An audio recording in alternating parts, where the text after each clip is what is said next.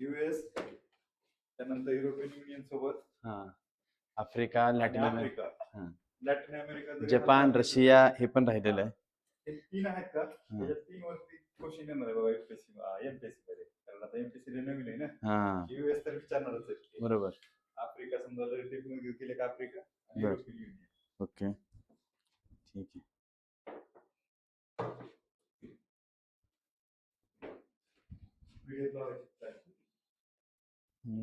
कालची हो PDF लावा एकदा. चालू झालं तिथं ऑनलाईन आहे.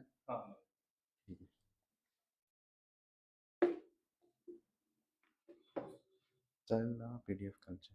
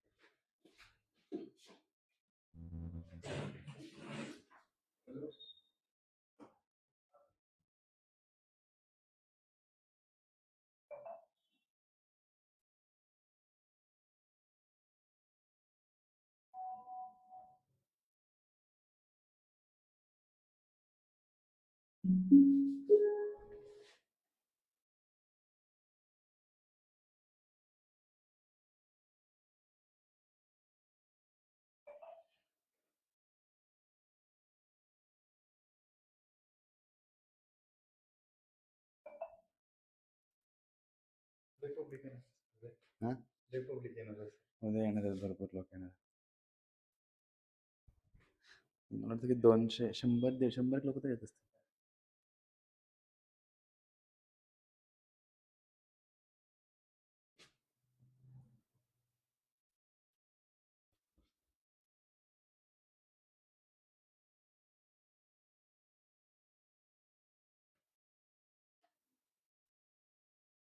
नेटवर्क नाही का?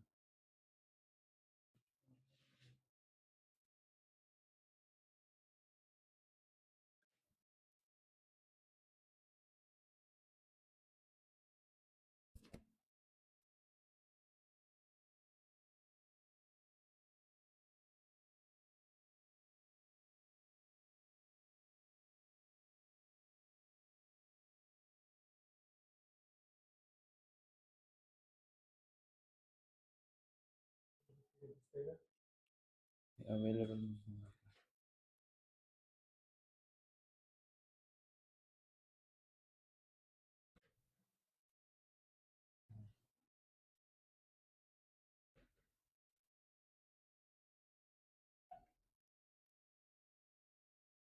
वायफाय बंद असेल मे बी आज.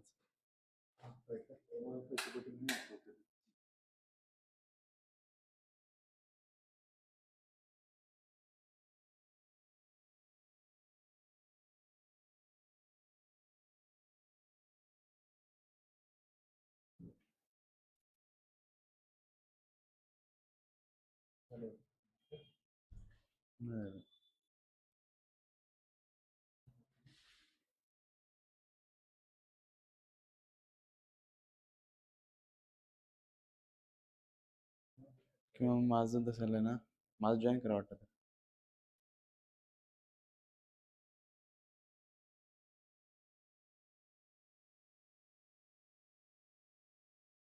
मला जॉईन करा वाटतं.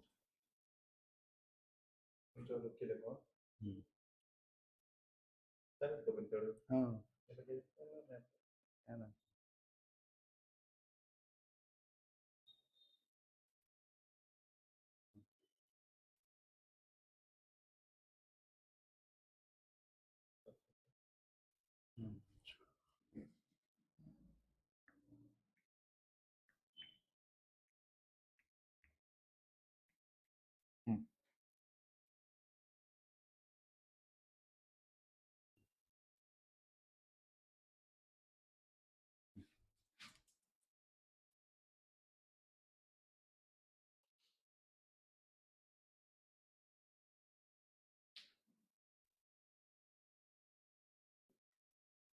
नाही थंड नाही, बरोबर आहे.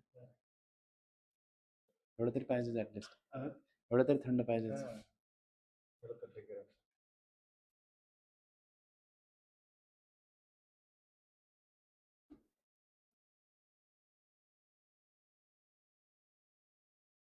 आधीच पाठीमा पाठीमा पाठीमा इथे. ठीक आणि हे काय प्रॉब्लेम नाही. हां हे बेटर.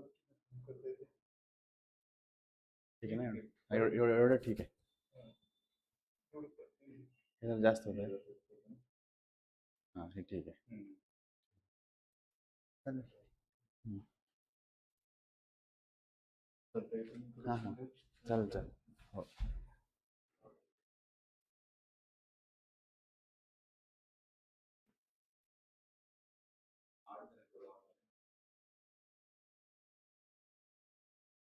अडचण आहेत का?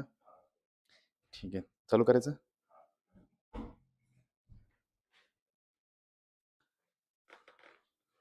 इंग्लिश मराठी मिक्स घेतो. हां. आणि आता ते मी आज ग्रुपवर टाकलं तर मोस्टली बाकीचे. Okay. Hello, guys.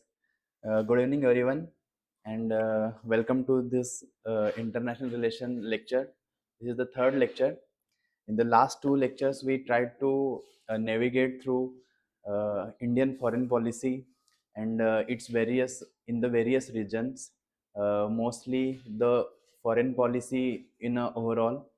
Apart from that, we tried to um, see how the India's foreign policy in its neighborhood, and apart from that, how India is trying to manage in the extended neighborhood. So even in the meanwhile, we tried to extrapolate from India's history to geography and even India's culture. Apart from that, in the people to people ties, diaspora, and how they have been impacting India's foreign policy, we went through it. Also, in the last part, in the lecture 2, we tried to analyze how India's foreign policy in terms of West Asia, in terms of Southeast Asia, that is Lookist policy and Actist policy, how Indian Ocean has been impacting India's foreign policy in an overall sense. So we tried to actually analyze those things in our previous lectures. But just to revise some things, I'll just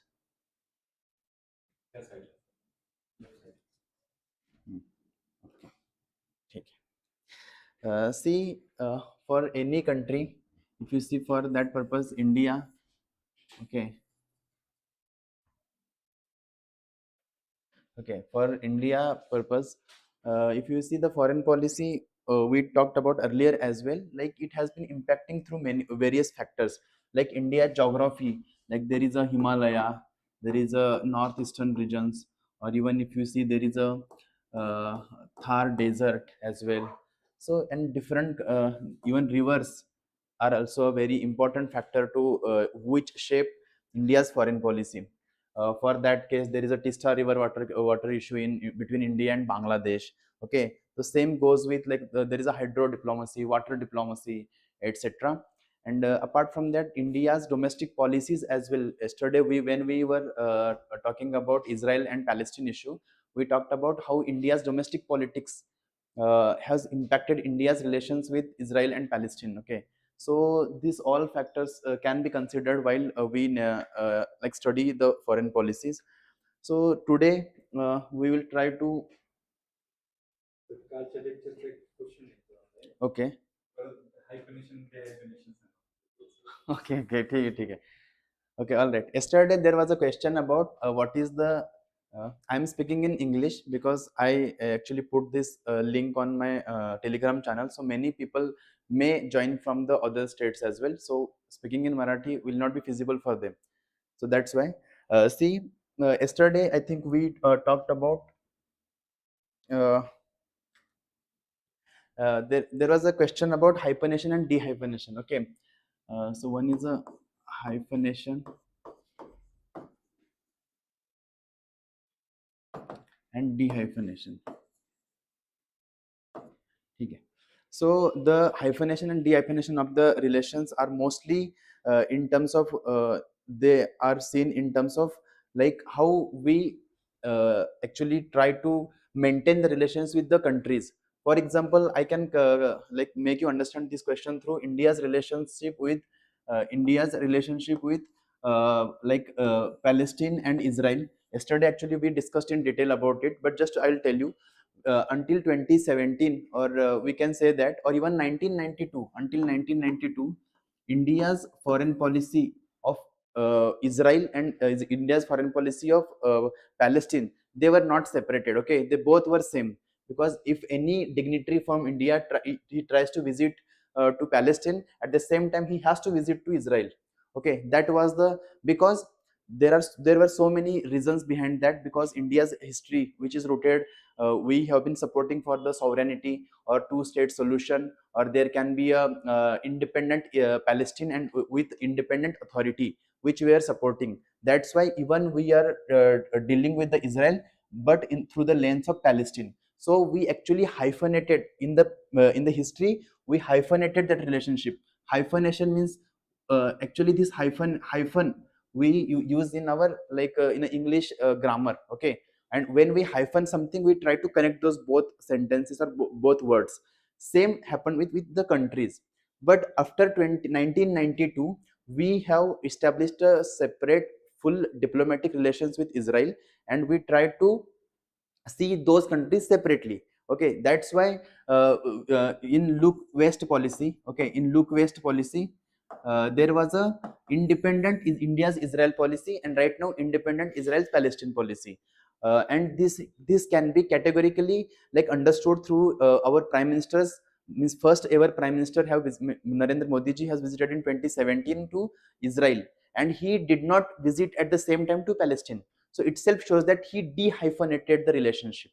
Okay, and yesterday I also told you this hyphenation in terms of India and Pakistan as well. When USA tries to like maintain relations with India and Pakistan, right now they have been hyphenated the relationship, because when the Secretary of State of USA Marco Rubio, he tries to visit, he visited Pakistan and India at the same time. So it itself shows that they are hyphenating the relationship, and hyphenation for India is not a good thing, because we always maintain that India has an independent foreign policy, and its standing in the global, that is a based on a strategic autonomy. Okay, so if USA trying to emphasize or trying to like force India to take some decisions according to their own compulsions, so that hyphenation is actually impacting in a very negative sense to India. Okay, that was the main concept behind hyphenation and dehyphenation. I think the concept is clear to everyone. uh, See, today actually we are going to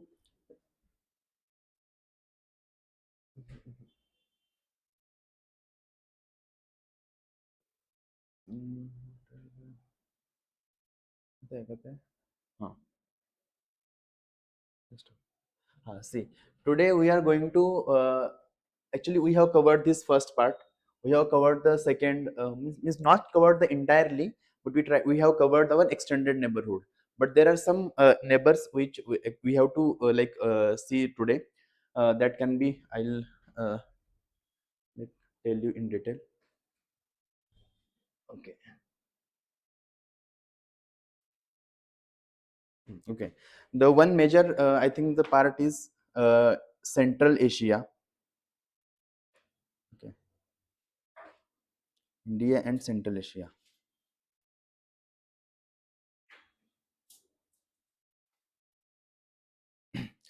See, whenever the question regarding Central Asia comes, see, again in IR questions in GS, you have to draw a map here. So whenever the question comes, like there can be a India's map, okay, and some, sorry, so there can be India's map, and as well as the Central Asian countries are here. Okay, those are Kazakhstan, Kyrgyzstan, Tajikistan, or even Uzbekistan and Turkmenistan. So these are the 5 countries, and these are called 5 republics, Central Asian republics they are called. Okay, so whenever we try to think about this, we can write some 2 to 3 things about this. Okay, first you can write Central Asia is Central Asia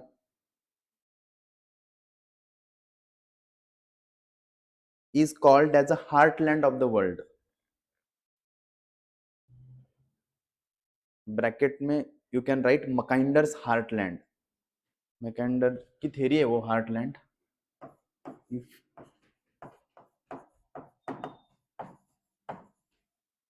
मैकेंडर्स heartland, okay. It is part of a ancient silk route,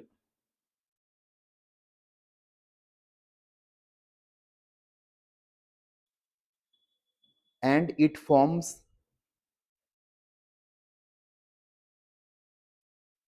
the part of India's extended neighborhood.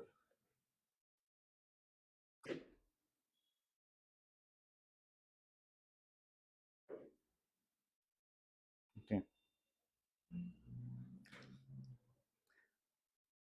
Okay. So there is India's clear-cut policy regarding this. That is a connect Central Asia policy. Okay. Write down connect Central Asia policy.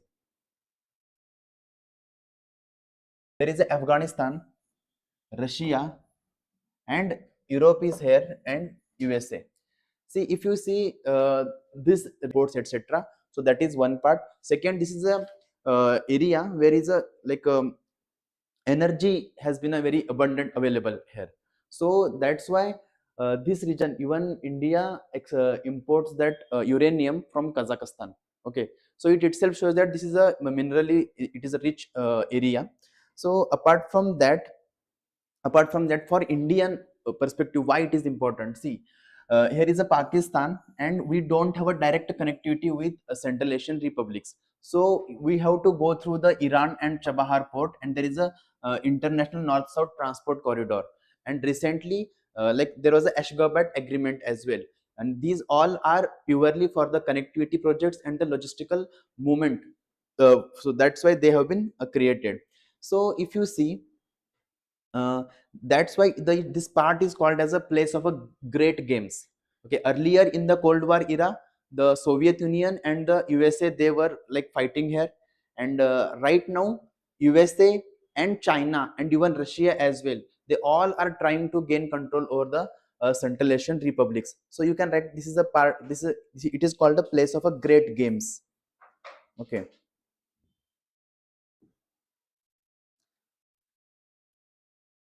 This is also called the Heart of Asia. There was a Heart of Asia summit as well. Okay, that was regarding Afghanistan. If how countries see this, Russia sees it as a strategic backyard. Russia strategic backyard. Also, it called Russia's near abroad.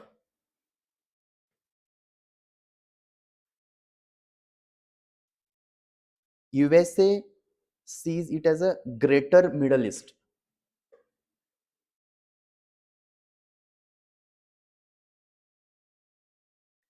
China sees this as a far west.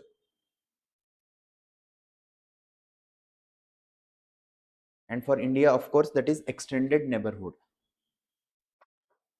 So these words, when we use in our answers, now it shows that there is a maturity in our answer. At least we are trying to think in a very comprehensive manner. See, what are the cooperation between India and the Central Asian republics? First one, there is a India Central Asia Business Council.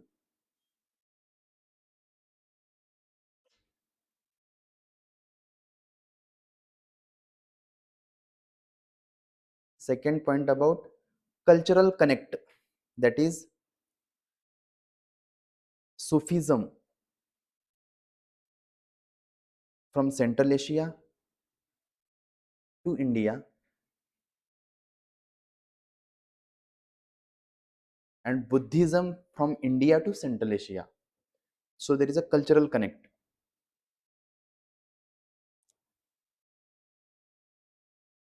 Next point, all five CAR, that is Central Asian Republics, CAR, to be the chief guest at Republic Day 2022.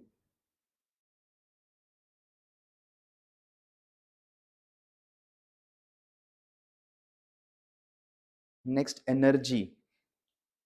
India has uranium supply agreements with Kazakhstan and Uzbekistan.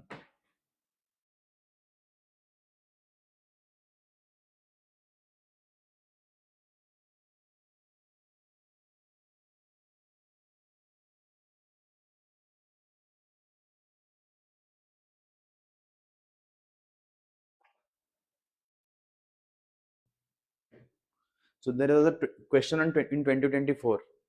Okay, we'll see afterwards. Then military. India has an air force base at Farkhor in Tajikistan.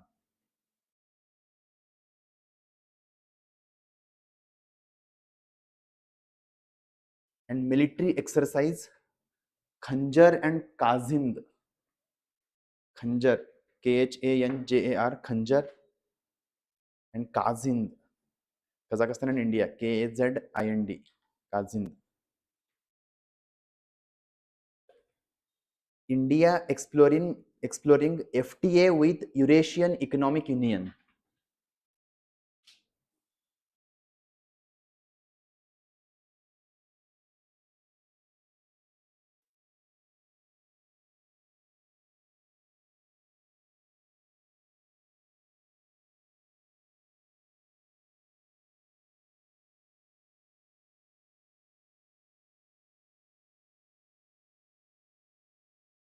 There is a Samarkand dialogue between India and CAR countries. CAR supports India's UNSC candidature.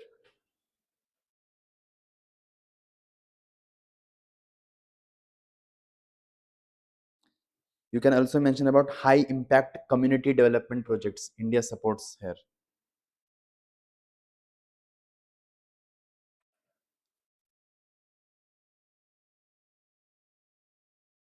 They are part of SCO mechanism, Shanghai Cooperation Organization, SCO mechanism to cooperation in counter-terrorism and counter-insurgency.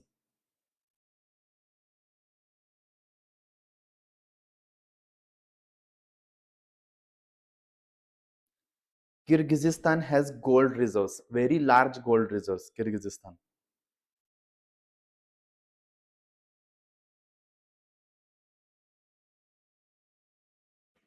There is a Tapi pipeline,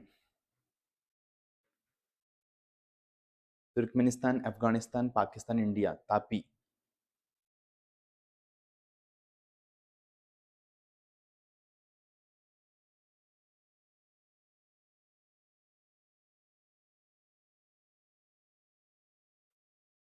Okay.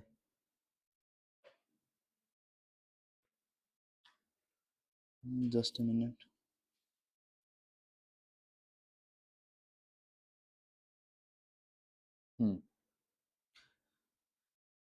Okay. There are some challenges.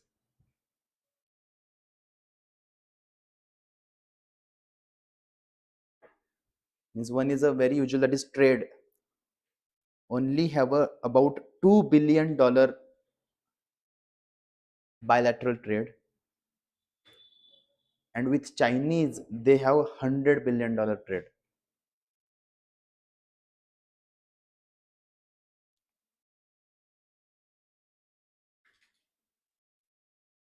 Geopolitical contestation due to presence of major powers Russia, China, US.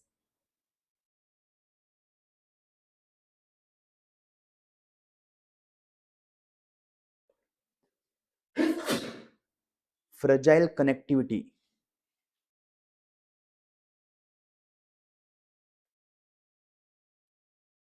due to extremist elements, terrorism.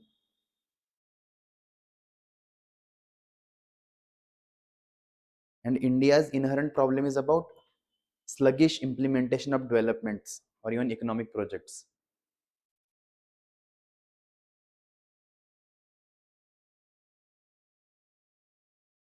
Yes.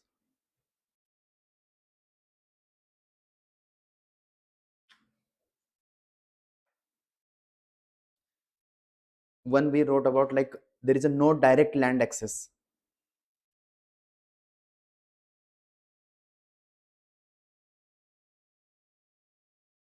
Next, limited diplomatic presence. Only embassies in 4 out of 5 republics. We don't have an embassy in one country.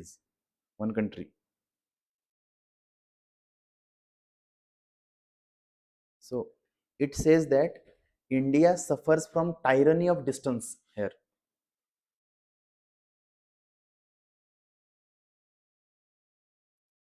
Increasing radicalization in CAR countries.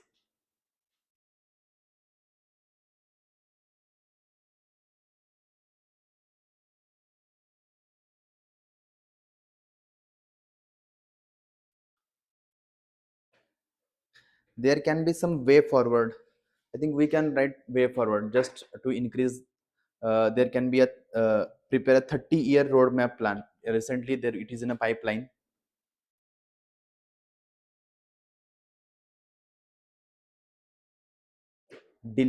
Early delivery of the projects should be there. Tourism, cultural ties. We can write. In the conclusion part, there can be like a 2 to 3 conclusion types you can write. One can be like, yes, Jaishankar has mentioned about 4C concept. Okay, commerce, 4C, commerce, capacity enhancement, connectivity, and contact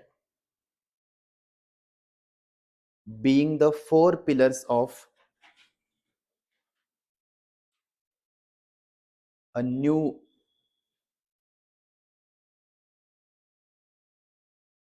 geo-economic partnership.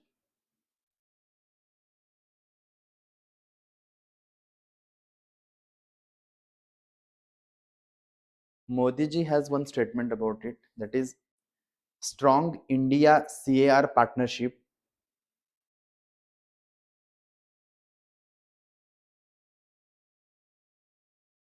serves force multiplier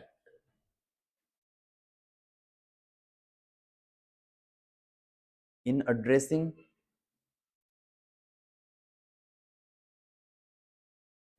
shared regional and global challenges.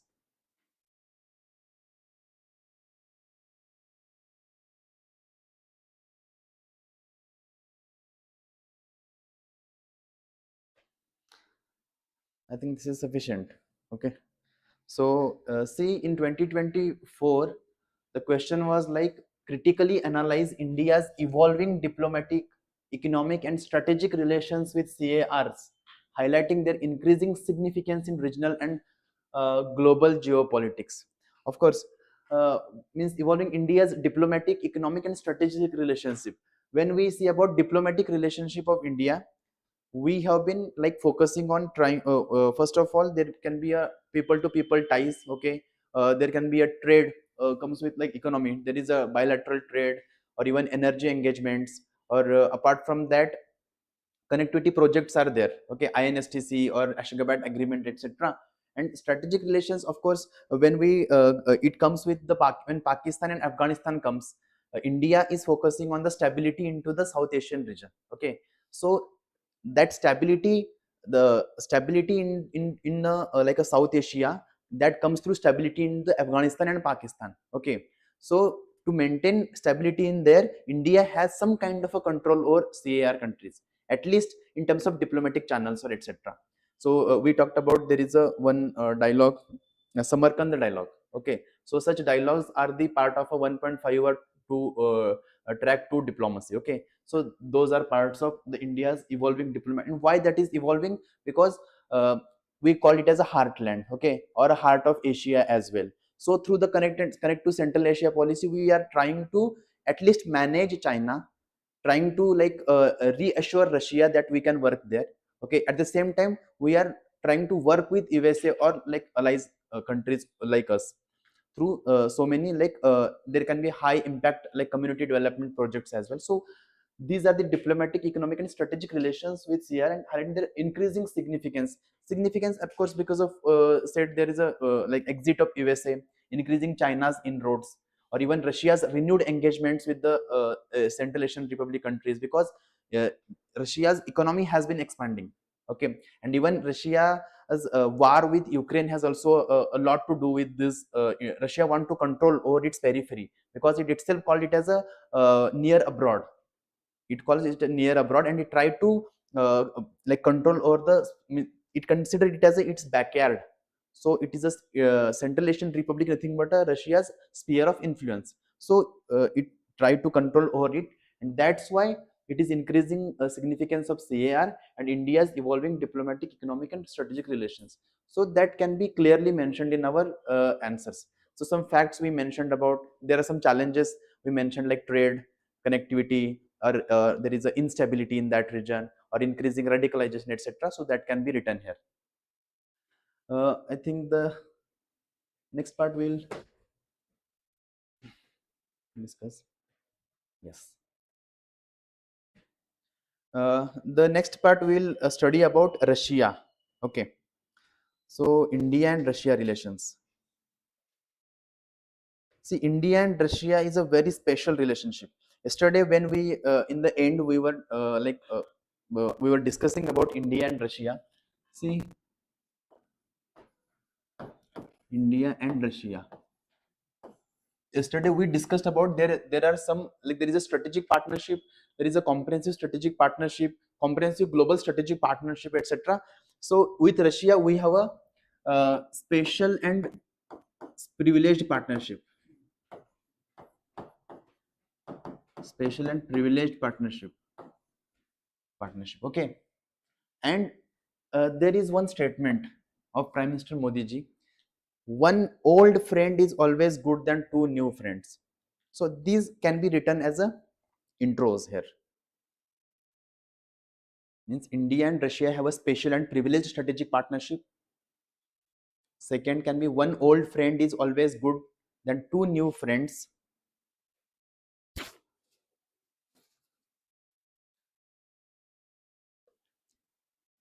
Russia is a defining pillar of India's time-tested partnership. Defining pillar.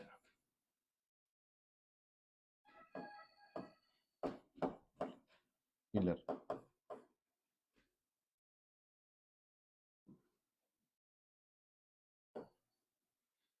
Okay.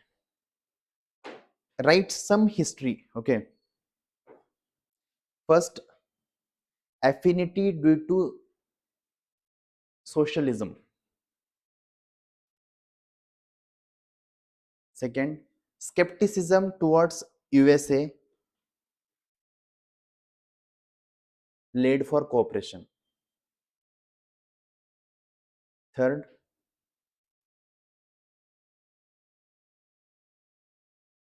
both signed Treaty of Peace and Friendship in 1971.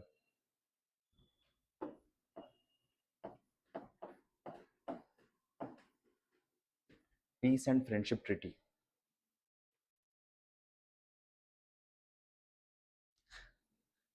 Now write cooperation, area of cooperation.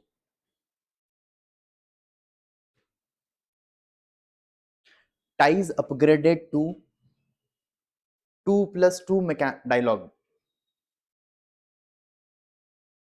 2+2 dialogue.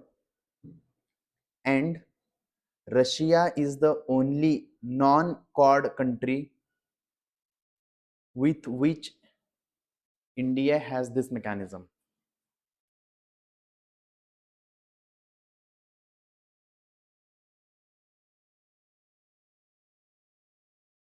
Military cooperation, subheading. Relationship evolved from buyer-seller model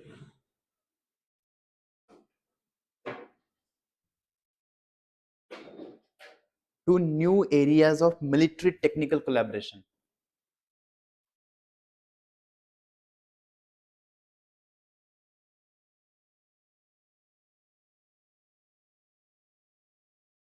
Next in military cooperation, that is nuclear powered submarine Chakra 3.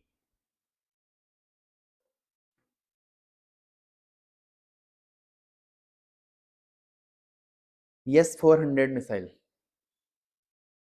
Joint development of BrahMos.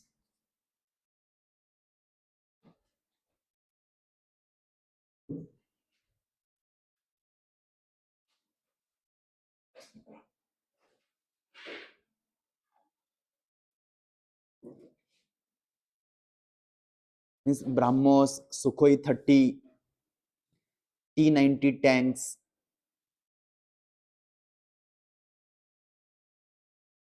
There is a Indra tri-service military exercise. Indra, INDRA, Indra, India, Russia. This is an annual tri-service military exercise. Okay. Next, about 50% of India's arms import comes from Russia.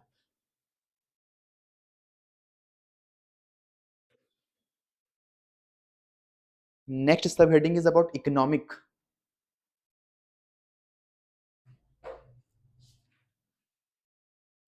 Finalization of India Eurasian Economic Union FTA. India Eurasian Economic Union FTA.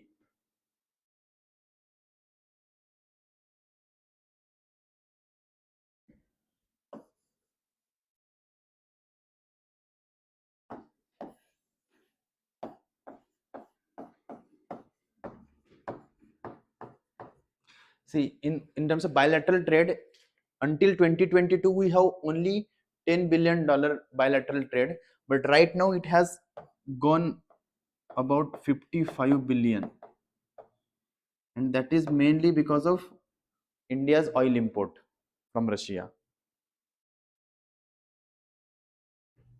55, but and trade deficit is about 45.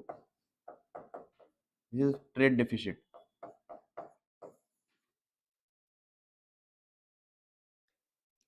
Energy.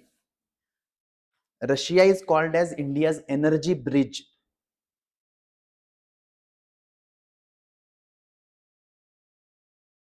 That energy bridge is based on, first of all, robust civil nuclear cooperation,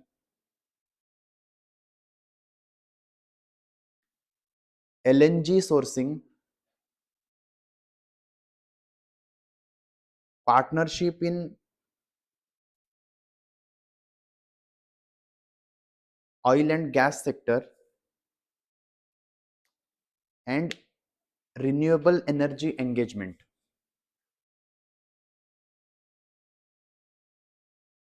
And second point in energy is about Russia invited, means Russia is an Arctic Council member and invited India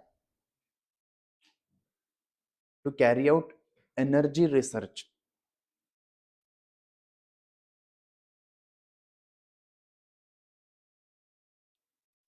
Space cooperation.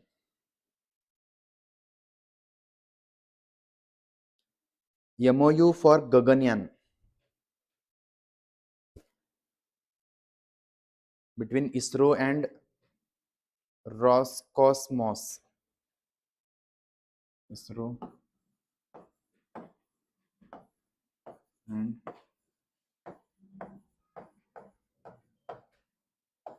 Roscosmos. That is a space agency of Russia. And cooperation between GLONASS and NAVIC. These are the navigation system. GLONASS, GLONASS, GLONASS, and India's NAVIC. It's a cooperation.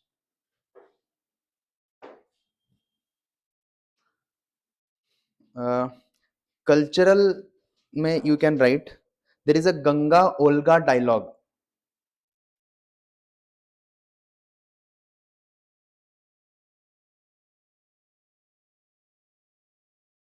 Next, Russia is a long-standing supporter of India's membership to NSG and UNSC.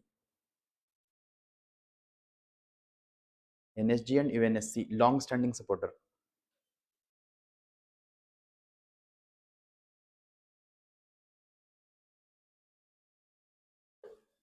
Russia supported India during Doklam crisis.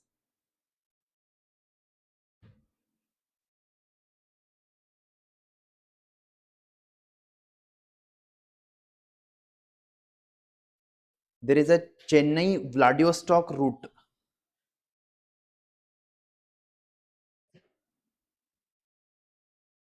Chennai Vladivostok stock route. Okay, and India has committed to invest about $1 billion in Siberia region. Okay, Siberia. Okay, there is a India, Russia, Vietnam triangle cooperation. There are so many triangles, like there is a RIC triangle, Russia, India, China. There is a Russia, India, Bangladesh, RIB triangle. Russia, Vietnam, India, that is triangle. Okay, so these triangles are with Russia, India, Russia, Vietnam.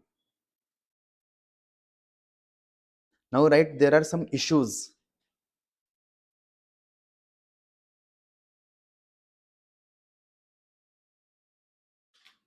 Just like,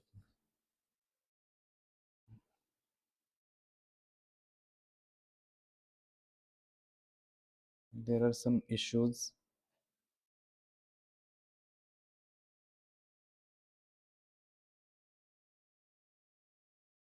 Yes. Issues, first major issue is about there is a divergence on the Indo-Pacific as a concept.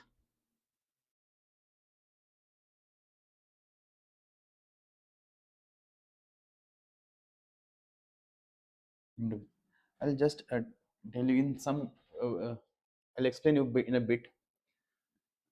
I already explained in the first lecture as well. Russia, China, India, USA, and there is a Indo-Pacific region. Means through the Indo-Pacific, USA wants to there is a USA's first, there is a rebalance Asia. USA had a policy of rebalancing Asia. Rebalancing Asia. Okay. After that, they came with pivot to Asia. Pivot to Asia policy. Okay. And then, because rebalancing Asia means there was a kind of a neglect in a USA towards Asia, so there was a rebalancing, and pivot to Asia was bit, there was a this rebalancing Asia was against USSR or per se Russia.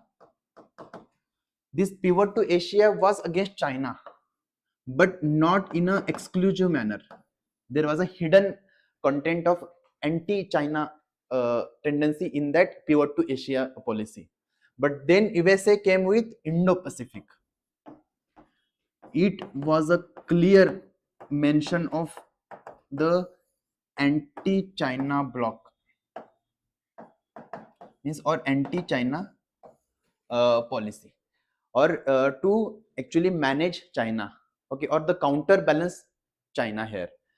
Because if you see the China's rise, China has been challenging USA's hegemony in every sector, not just in economic, not just in a technological sense, even in the maritime sector as well. Okay, right now China has a largest a fleet of the submarine than USA. Okay, they have at least also they have been improving their or modernizing their navy and army as well. Okay, PLA and PLAN, that is People's Liberation Army Navy. Okay, so that is what, and that's why USA became fearful.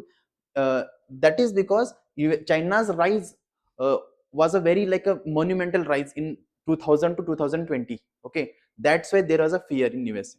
So they came with the Indo-Pacific. But at the same time, if you see Russia, if you see the journey of Russia, Russia has been transformed. If you see the 1990 or 1989, there was a collapse of Soviet Union.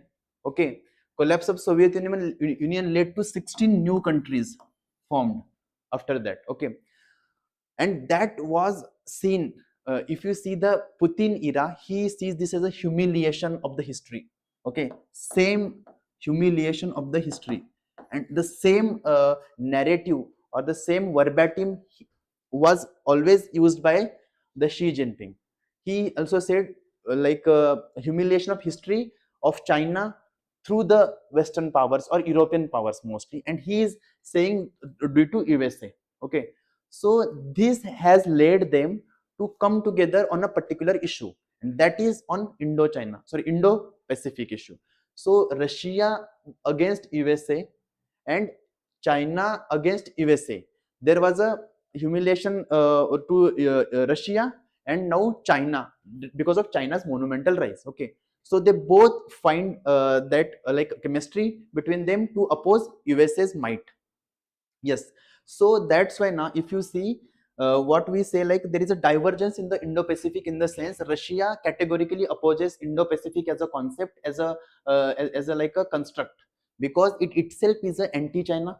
Okay, because China has already said that this is and Indo-Pacific is nothing but a ABC, that is anybody but China strategy. They will include everyone except China. That is what China says, and they mention it as it is USA's or even India's devious policy, because China feels that it will never work. Okay, it will never work because it is China is going to hold that the South China Sea, it is going to hold over the like Indian Ocean region. And even though they are trying, because if you see the Quad is called as a like a diamond of democracies. Okay, Quad को diamond of democracies बोलते हैं, but if you see the distance between them, it is a very huge. Even the bilateral relation between these Quad countries are very less as you compare China with other countries. Even China, USA has about $1 trillion trade between them. Okay, so it itself shows that it is a very dubious. But in terms of Russia and India, if you see, India sees the extent of the Indo-Pacific from the like east shore of the Africas to the western shore of the Americas. But for Russia, it is actually the place where everyone holds the power, not just the USA, not just the even India. So there is some kind of divergence in the Indo-Pacific for both Russia and USA, Russia and India. So you can write in some 2 to 3 words uh, like Russia called Quad a devious policy, DEVIOS, devious policy.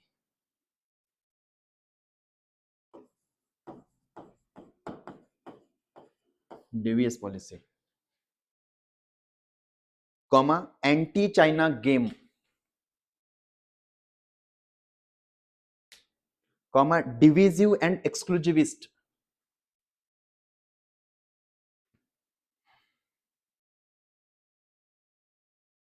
comma, also called Asian NATO.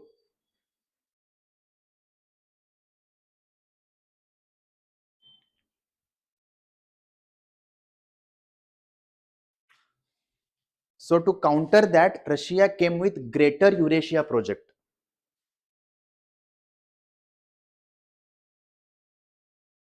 Okay, this is the major contention between India and Russia right now. Second, the contention issue is about economy, trade. Okay, means some years back there was a issue of low bilateral trade, but right now there is the trade which is like biased against India. If you see huge trade deficit, about 40 or 50 billion dollar trade deficit is very huge. Okay, and Russia is unable to plan out or figure out something where India can export its goods in Russia. Okay, so there was a problem in bilateral trade. So you can write it right now, the huge trade deficit is the problem, and Russia unable to carve out the areas of trade cooperation.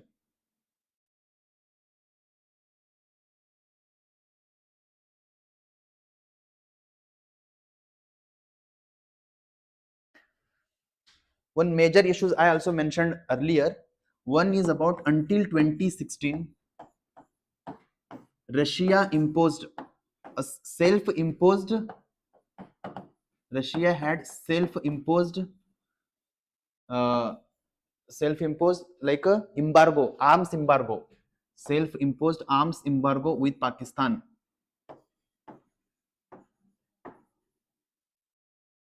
Okay, but now it has removed that embargo.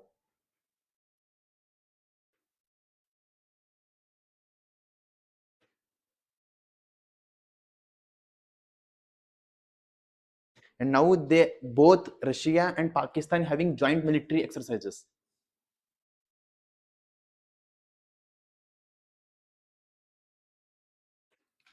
Even military technology transfer to Pakistan.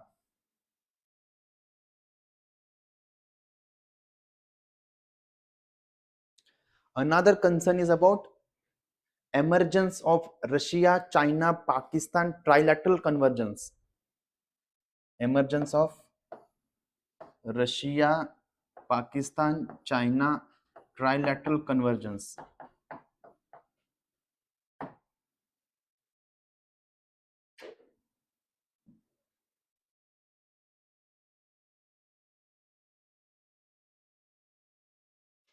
If you see, means just to mention, don't write this. I'm just telling you, like how Russia and Pakistan ties have been evolved.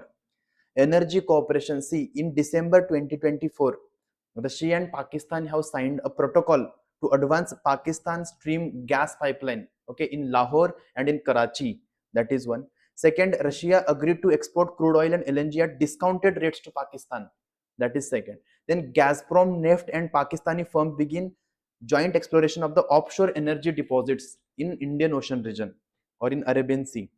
Russia committed to reviving the Pakistan steel mills in Karachi, etc. There is a DRU, Druzhba 7 Friendship Joint Military Exercise.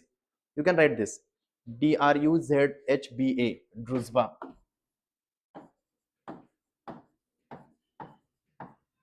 Druzhba 7. Joint military exercise held in October 2024 in Khyber Pakhtunkhwa.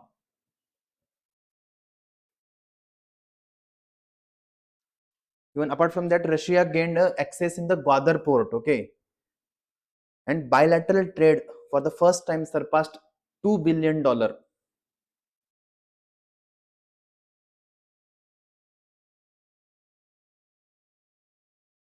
I think we need not write all this, but I'm just telling you how extensive they have been engaging with each other.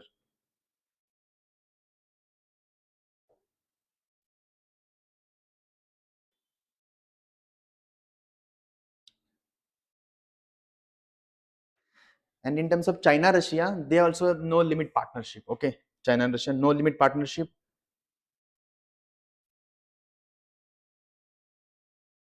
And they both have a about $300 billion bilateral trade, Russia and China.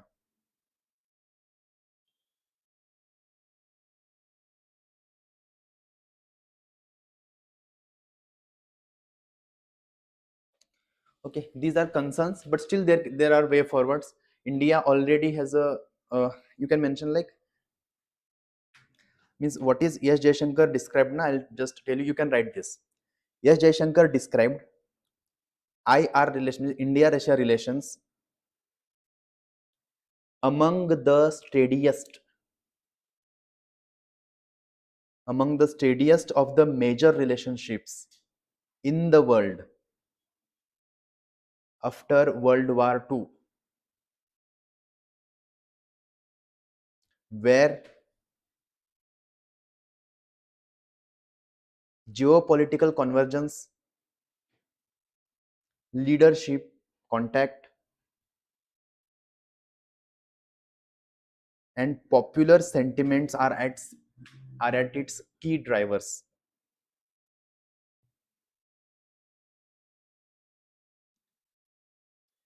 Putin called India a great power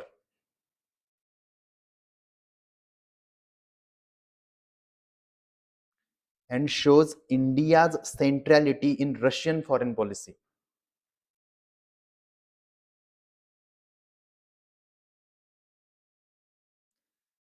Conclusion में you can write even one Modi ji का statement. Modi ji told Putin that even a child in India, if asked who is India's best friend, will reply it is Russia.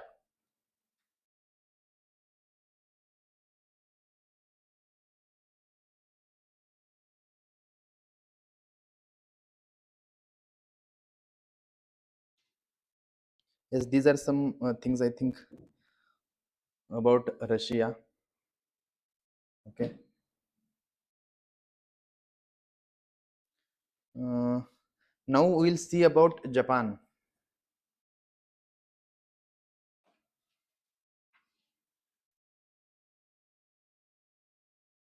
India-Japan relations.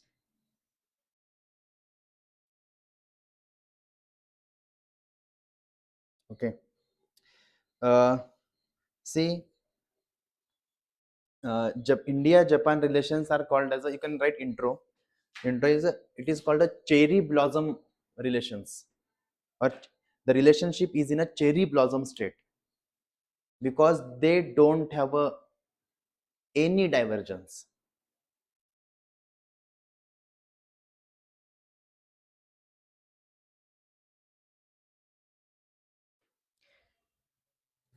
Both enjoy spatial, strategic, and global partnership.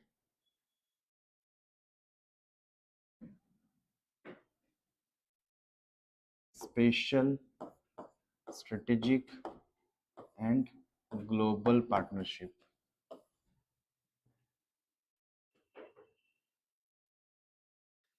Convergence of strategic interests through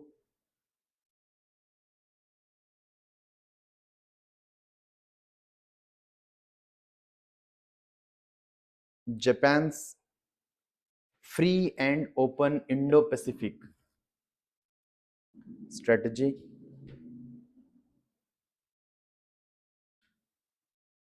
and India's Indo-Pacific Oceans Initiative (IPOI), or even you can call it as a Indo-Pacific strategy. Both are part of a SCRI, Supply Chain Resilience Initiative.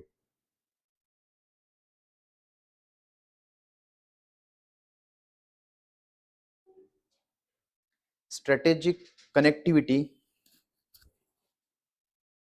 through India's Act East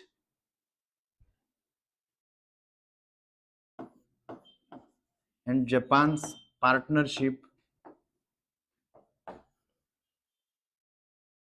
for quality infrastructure.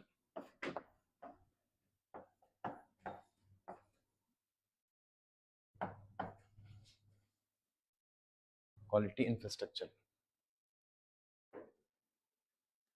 Both working at Asia Africa Growth Corridor to challenge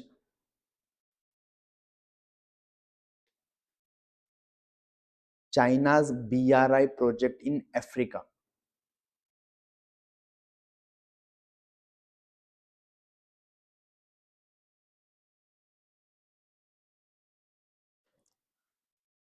Both have acquisition and cross servicing agreement, ACSA, acquisition and cross servicing agreement. You have to mention these words. These are the keywords in these relationships. So this makes some kind of difference in your answer and other answers.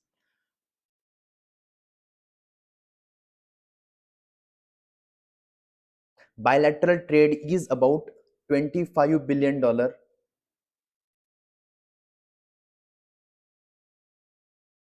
and both signed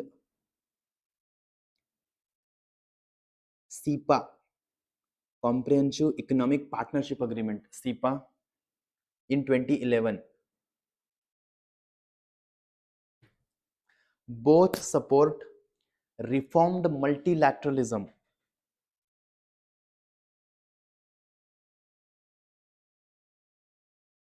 Both supports reformed multilateralism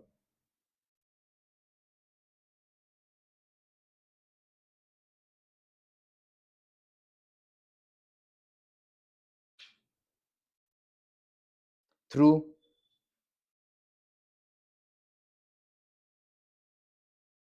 reform in global governance,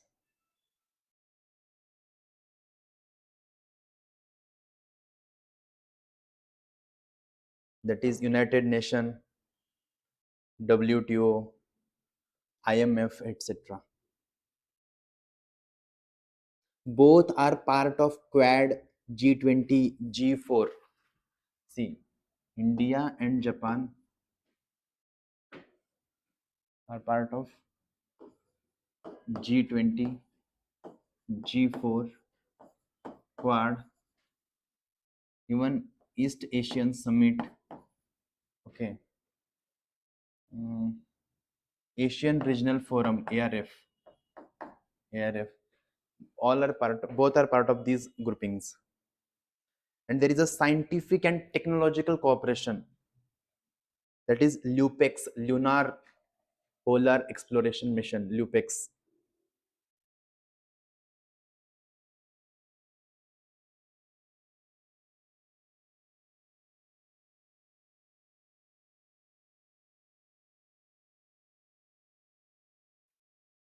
Okay. Mm, Civil nuclear deal, both have a civil nuclear deal. Okay.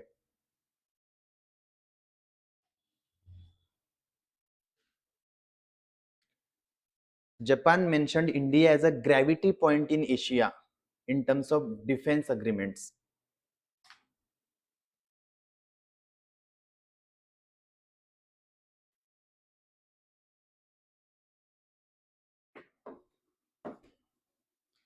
Japan third largest FDI investor in India.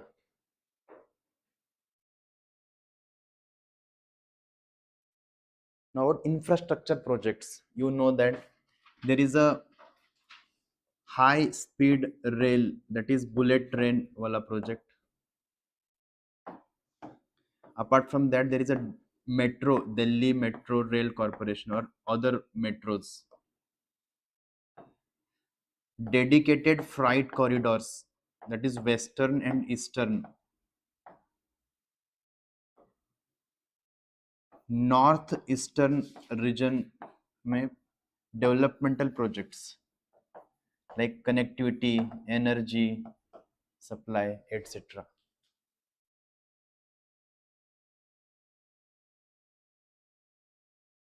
Okay. uh, there are some challenges, means challenges there in, first is about bilateral trade, very meager bilateral trade considering the potential of both. Just about $25 billion is, means the potential is more than $100 billion or even $200 billion, but that is the like a sticking point here. One is a bilateral, second is about divergent approaches in tackling China, that is one part. So how, because both have a significant amount of trade with China.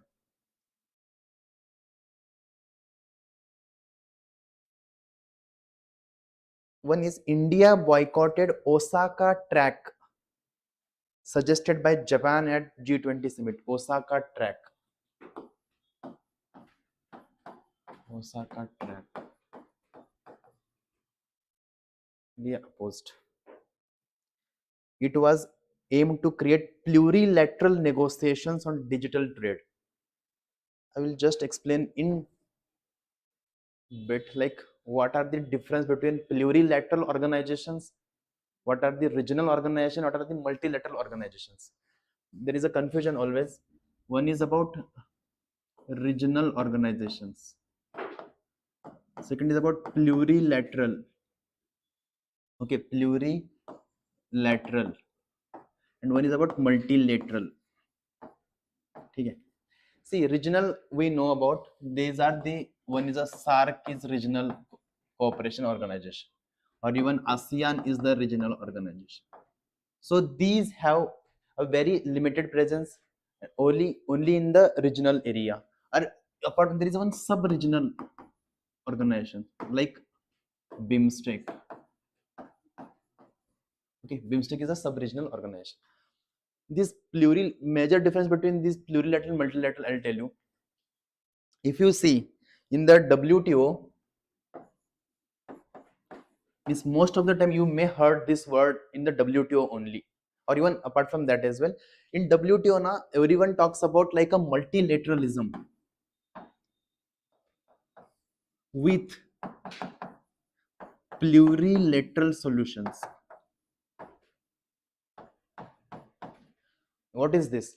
Actually, in WTO, about 194 members are the part of WTO negotiations, but only some are part of the means plurilateral means, see, this is a, if you there is a Venn diagram. Okay, if this is a multilateralism, then this is a plurilateralism.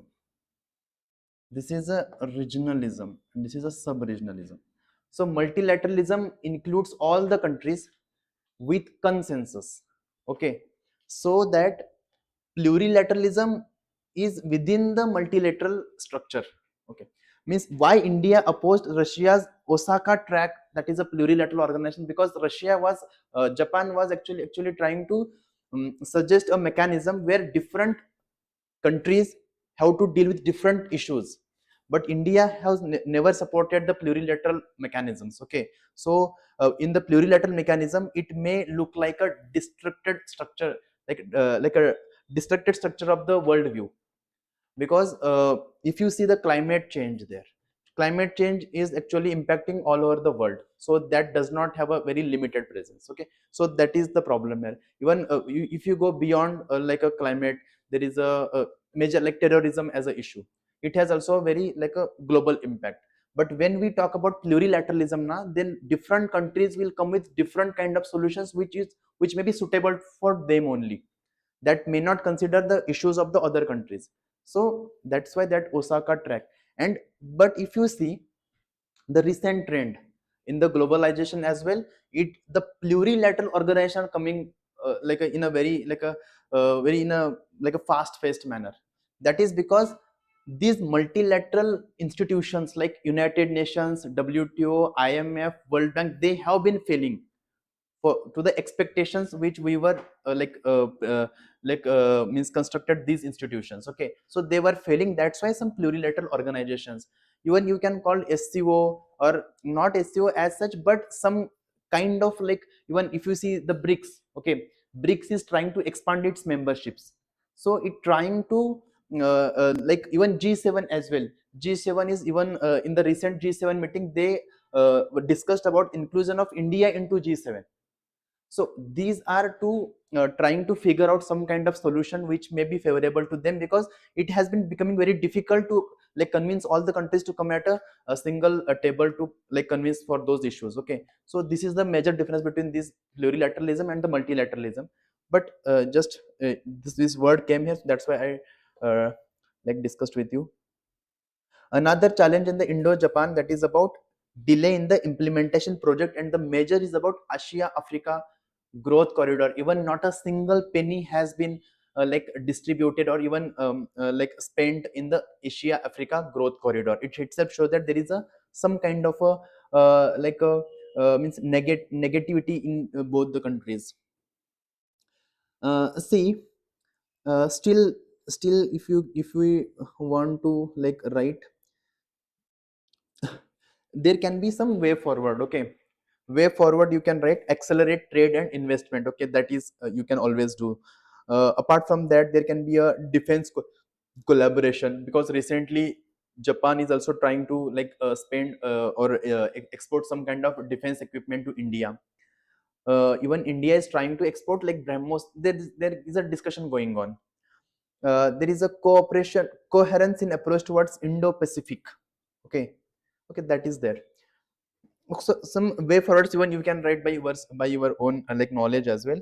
See, if we try to write some kind of a conclusion here, Shinzo Abe mentioned, you can write, Japan and India are linchpin for free and open Indo-Pacific. Next statement, a strong India is in best interest of Japan, and vice versa, strong Japan is in the best interest of India.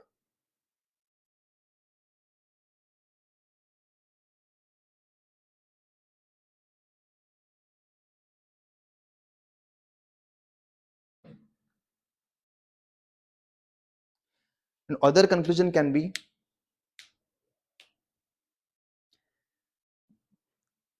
if Japan has to counter China's unipolarity in Asia,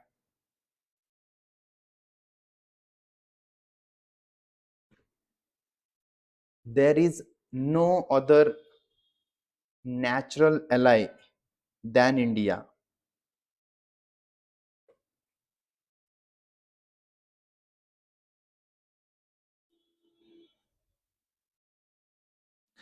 I think this is sufficient for Japan.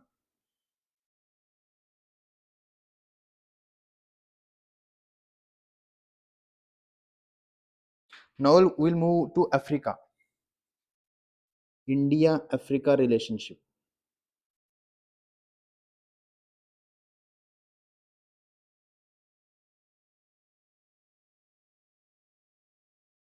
India Africa. Okay. Write some kind of some intros you should write here.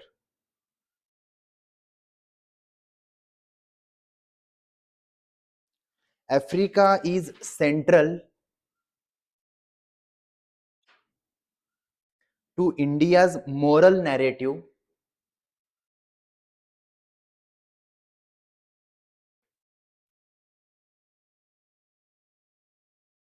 and India's global leadership. India's moral narrative and global leadership.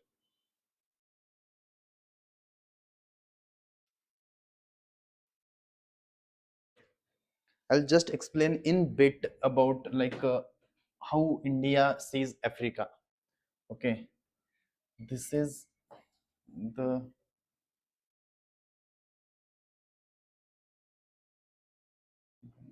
this, this is India. See, if you see Africa, na, there are some significant countries in the Africa where India tries to focus on. First is a South Africa.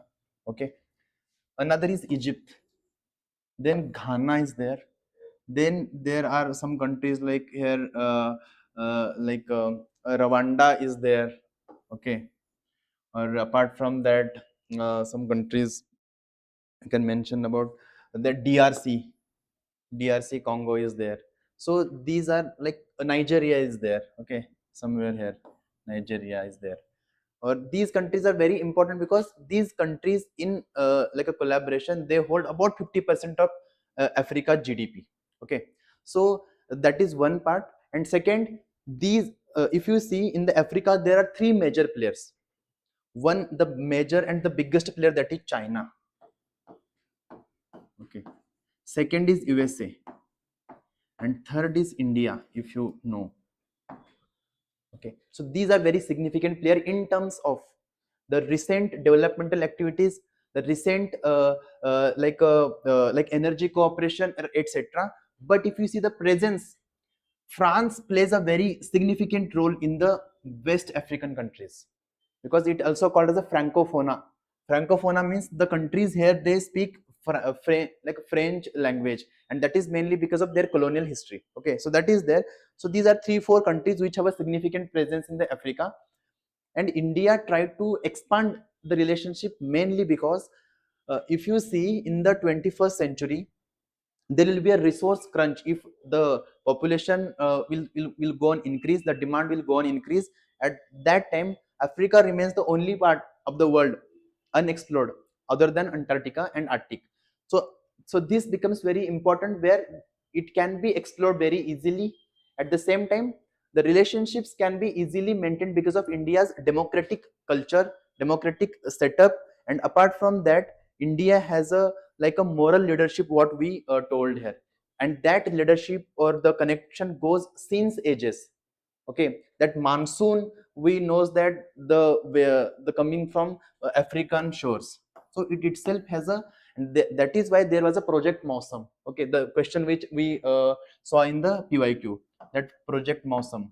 So these all are like connected things, and India has been extensively engaging with Africa, not just in terms of like a political engagements, but apart from that we told about some cultural engagement. There is a cattle diplomacy is there. Okay, means India has been giving cows to the African countries, because in some countries in the Rwanda or like somewhere Uganda, somewhere Kampala, I think there is are some tribes, and these tribes have a cow as their like primary way of living. So India has been supporting them. Sudan can be also, but in the Rwanda or in the Uganda somewhere that India is doing. Apart from that, in the last 10 years, we have opened about 16 embassies here. See, Africa has a 54 countries. Okay, Africa has 54 countries, and out of that, we only have about 35 or maximum 40 countries we have our embassies, and not more than that. And about 16 have opened in the last 10 years only. So it itself shows that we have been expanding. Apart from that, there is a there was a India Africa Forum Summit was there. First happened in 2008, then 2015, and we are planning the next India Africa Summit as well. So that is one another part. And there is one a Team 9 initiative. We'll see of all of them. Team 9 initiative, where India has been supporting the 9 West African countries for the educational upliftment, or even and apart from, there is a Indian United Nations peacekeeping force. Means India has been involved out of 51 in 48 operations. India has been involved in the peacekeeping, and out of those 51, about 35 were in the Africa. So, and in the all operation, India was involved there. So this is how the significantly we have there. And India has time and again won that Dagger SK Jold award is there, and India has time and again won that award just because of humanitarian approach of India. Okay, so these are some kind of engagements we have been doing there.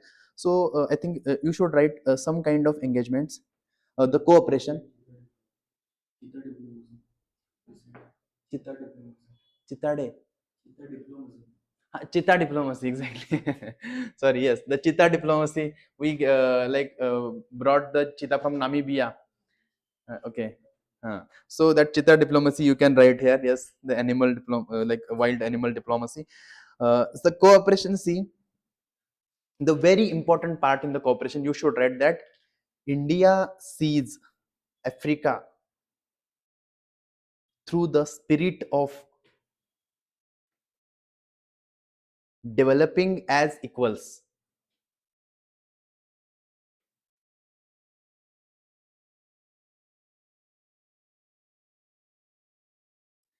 It is based on model of cooperation, demand driven,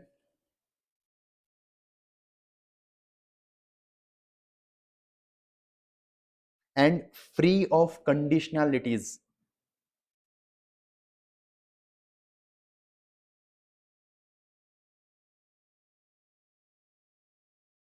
India's next point, India's cooperation is based on 10 guiding principles listed by Prime Minister Modi in his speech to Ugandan Parliament.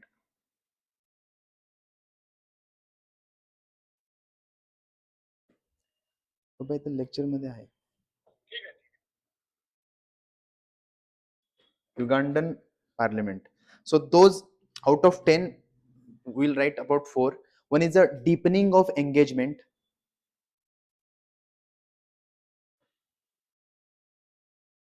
Second, capacity building. Digital cooperation.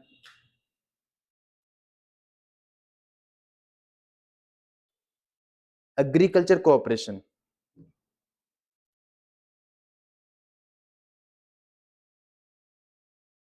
Amicable people to people relation.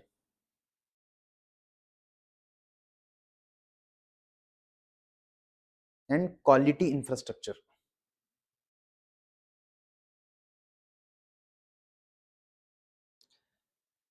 You can write cattle diplomacy. Next point is a part of transformative project.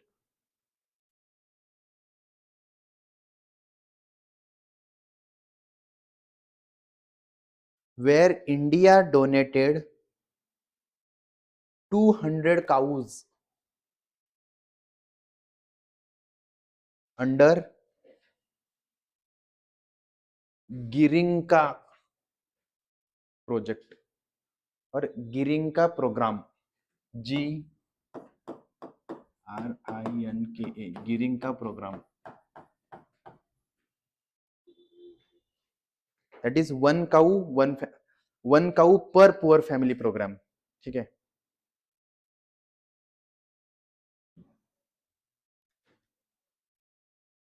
There was a 5 billion defense export in 2025 to Africa. $5 billion defense export.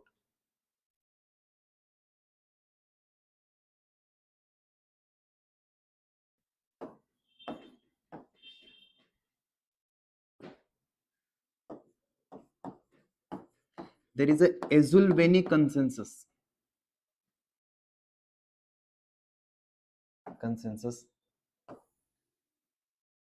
Regarding India and African Development Bank partnership.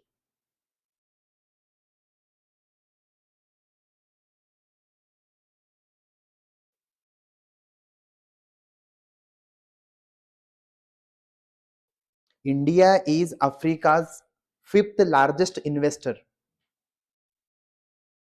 with $100 billion trade.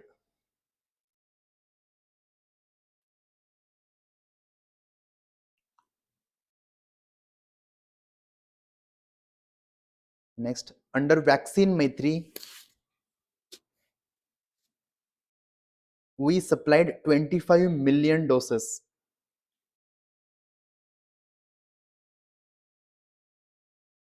Next point, growth alignment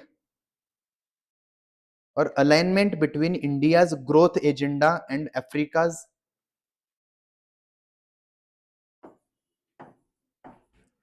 Agenda 2063.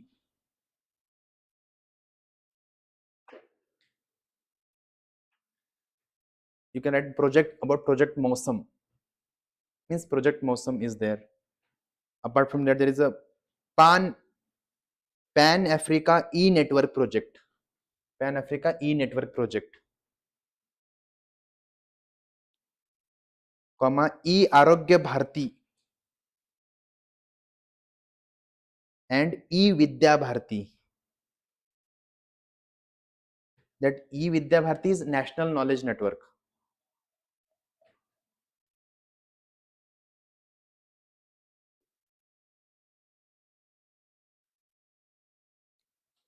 Both support for blue economy.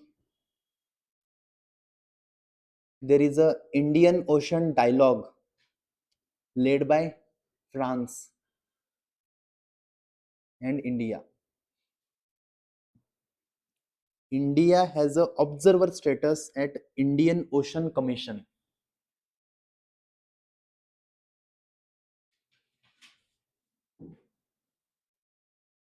About 30,000 Indians live in Africa.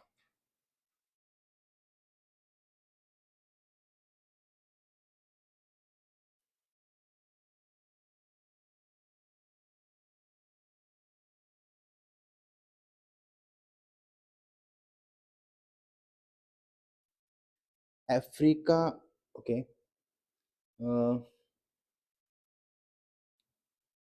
So these are the some major like events. See, Africa is the 4th largest trading partner of India.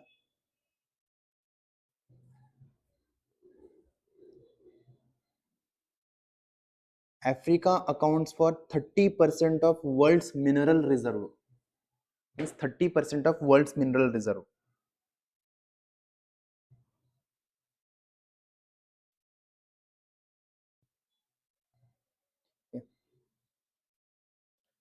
One major that is wise for global south, that is India included like Africa in G20. Okay, that African Union gave a permanent membership in G20.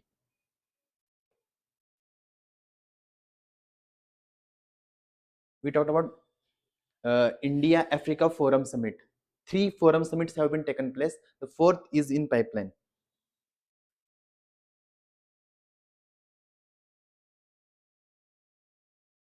Next is about peacekeeping force. Okay. 80% of India's peacekeepers serve in Africa.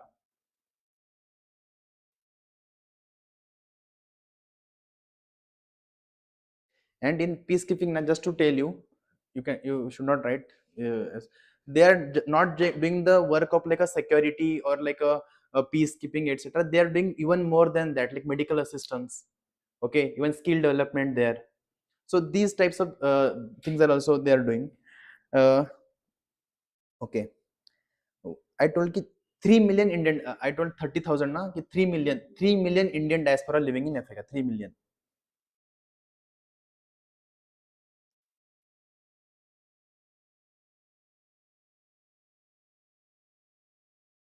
There are some challenges in India-Africa relationship.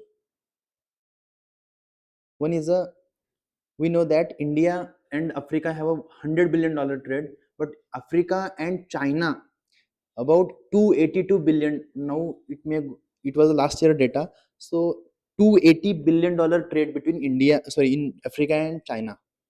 One, China has a overseas base in Djibouti.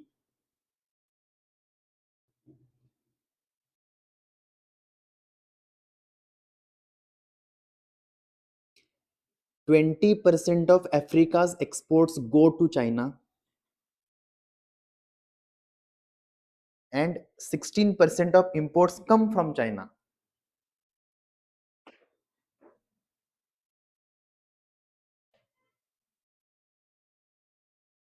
Okay.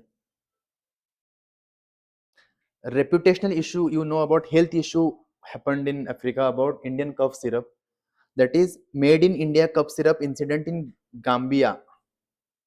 Gambia, Gambia, Gambia. One question may be asked, like what is the difference between Indian and Chinese model of engagement with Africa? Okay, so there are some. One is about India like developing together as equals.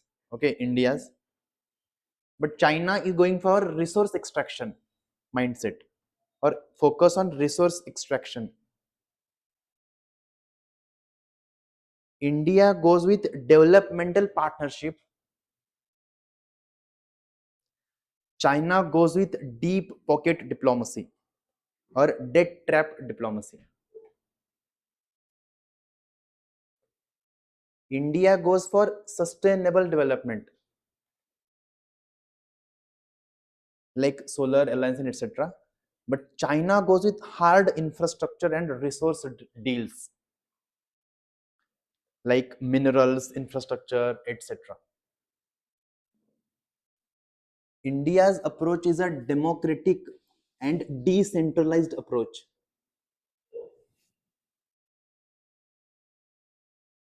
Chinese is aggressive, centralized, dominant approach.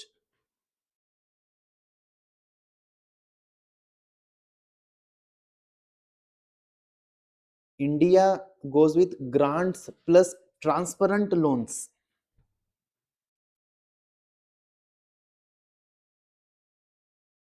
China comes with opaque loans with hidden charges leading to debt crisis. इसमें you can write examples, okay? Debt crisis में which are those examples? One is Zambia and Angola are in a distress due to Chinese that debt trap diplomacy. Zambia and Angola. India, what India does? India do a generation of jobs to locals plus skill transfer.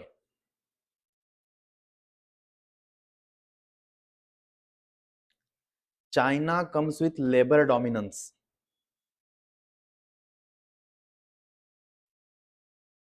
And poor working conditions.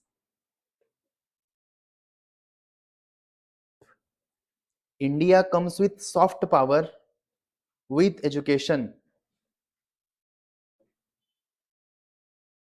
China with economic leverage for political influence.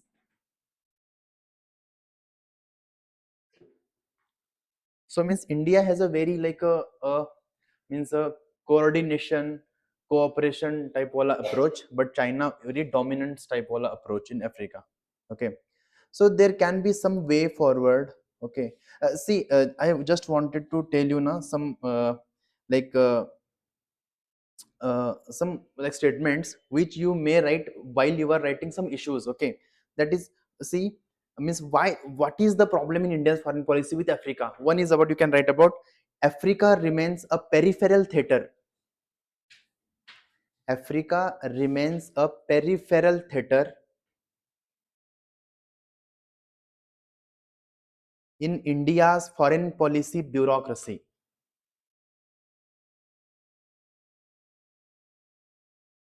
Next, India's Africa policy is big on principles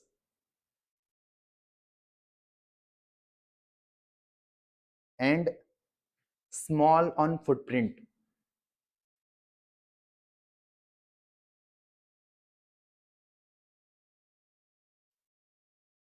और starting में हमने लिखा था कि Africa is central to India's moral narrative and global leadership, but it marginal in its material calculus.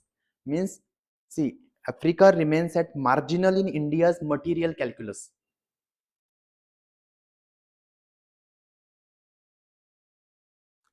So what can be the conclusion here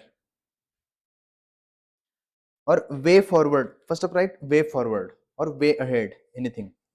One is a regular high level summits has to be taken place, that we always talk about 1.5 or 2.0 track diplomacy or dialogue, etc. Second is about, there can be a technology transfer, that is affordable, appropriate, adaptable technology, triple A technologies, affordable, appropriate and adaptable. There can be a digital connectivity like UPI, CoWIN, One Nation, One Ration Card, or like a ONDC, Open Network for Digital Commerce. So what can be the conclusion then?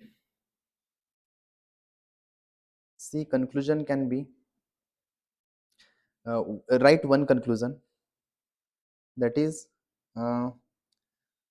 South-South solidarity must translate into South-South success. You can write this.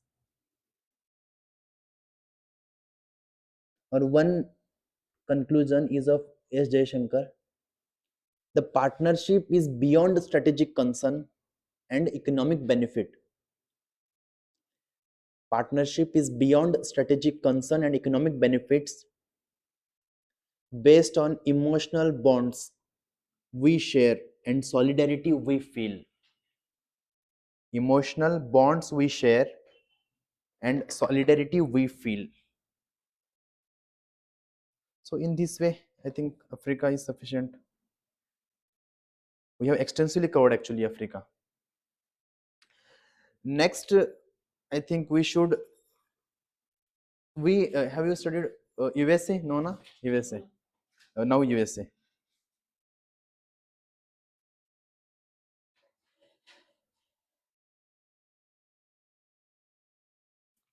Write some introductions for USA, okay?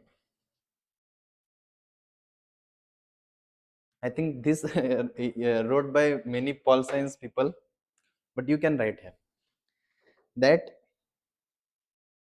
the relationship has moved a long way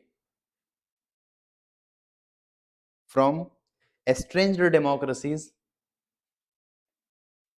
इसमें मैंने एक थोड़ा join किया है मेरा अपना, that is engaged and embraced democracies, from estranged democracies to engaged and embraced democracies. embodying the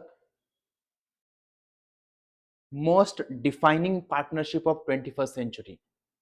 This word is important. This statement is important. Most defining partnership of 21st century. This is important.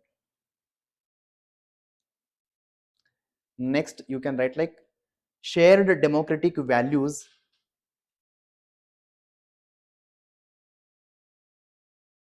and converging global interest laid for strategic handshake. Use this statement, this word, strategic handshake. That is only used between India and USA. What Modi ji said, we are natural partners. Important statement, okay? Tied by history, culture, and democratic values.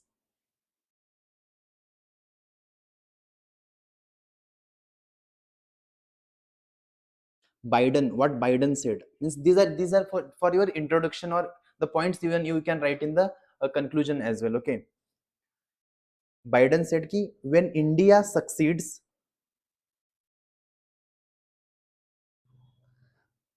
the world is more peaceful, secure, and prosperous.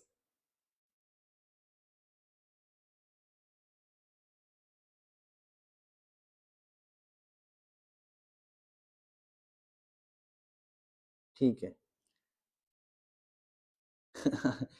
If actually, I'll tell you this statement later when we see the differences, okay?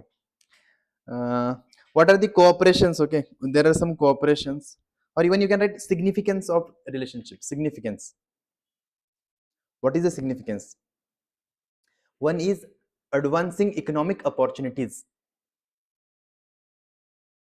इसमें US is India's top export destination.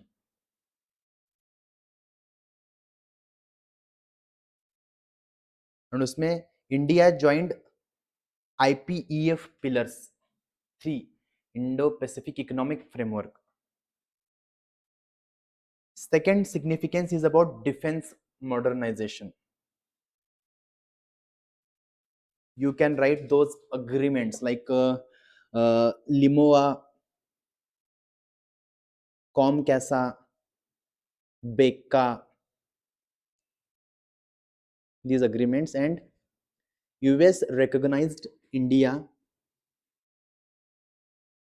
as a MDP, major defense partner, with STA1 status. STA1 status. Defence में ही लिखो SOSA agreement, that is security of supplies arrangement, सोसा.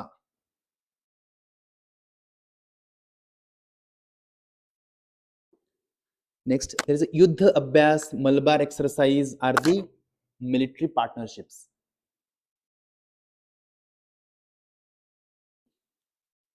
Defence industrial growth, इसमें लिखो Indus X startup. Indus X, Indus x.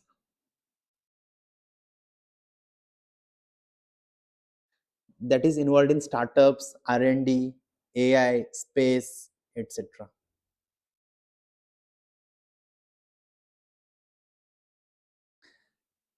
यार सबसे पहले इसमें लिखना था हमने को, मतलब what is the relationship between, that is comprehensive global strategic partner. India and US have a comprehensive global strategic partnership.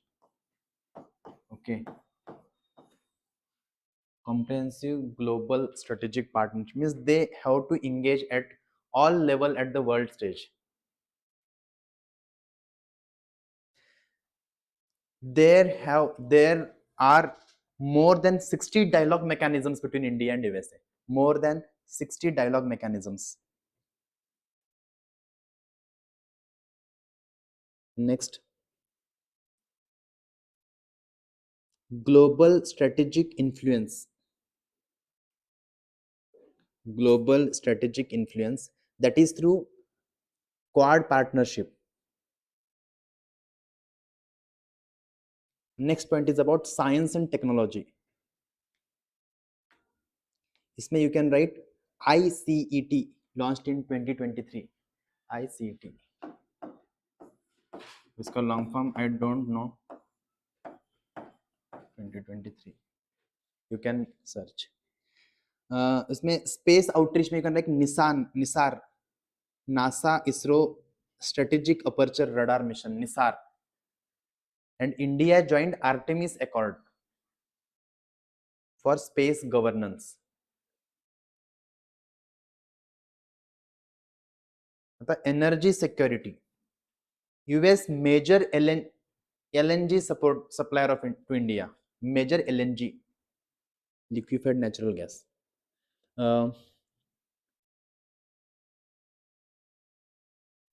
See, there is a India US civil nuclear agreement signed in 2006 or 8. Yes. And recently India has also did some like amendments in its civil nuclear act. Okay, that Atomic Energy Act and Civil Liability for Nuclear Damage Act. इसमें India ने amendment किया and India is trying to extend that cooperation. Next is countering terrorism. Okay. So US extradited the Tahawur Rana, a 2611 accused to India. Extradition treaty. Okay, that Tahawur Rana. Multilateral support, like US supports India's UNSC permanent seat, NSG membership, and IEA membership. What is IEA? Okay. Then next is climate and renewable energy. I think you can write it, leave it. You can write it anyway. Culture is there. Apart from that, if I can say something, security. There is a Defense Technology and Trade Initiative, DTII. DTTI.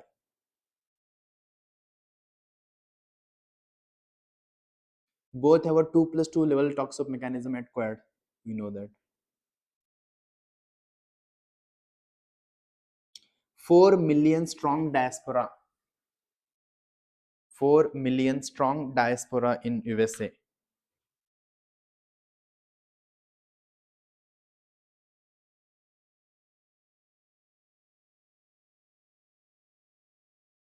ठीक है. Okay. There are challenges. What are the challenges in India-US partnership? The first and foremost, that is about tariff imposition on India. Okay.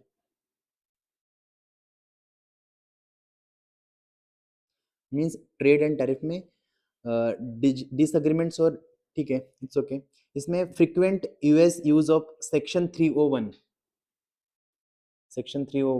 and GSP withdrawal, generalized system of preferences, they withdrawn it. Next is about visa and immigration, that is H1B visa limits and deportation of Indians to US, Indians in the USA.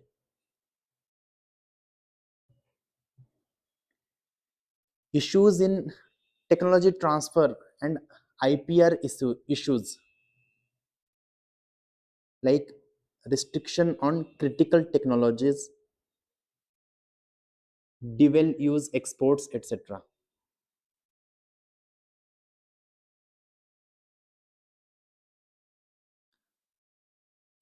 There is a defense procurement delays, or even the forced means USA has been forcing India to like purchase F-35s, F-35, that fighter jet, etc. Or even some CATSA concerns, CAATSA, CATSA.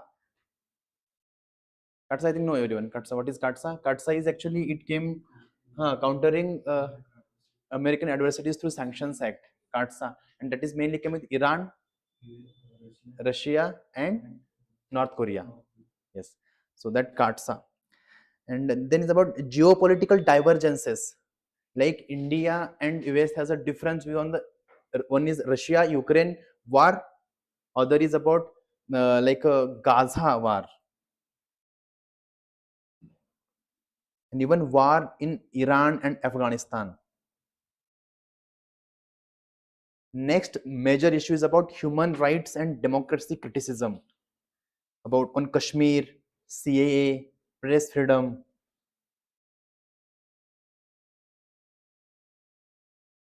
So India sees this as an interference in internal affairs.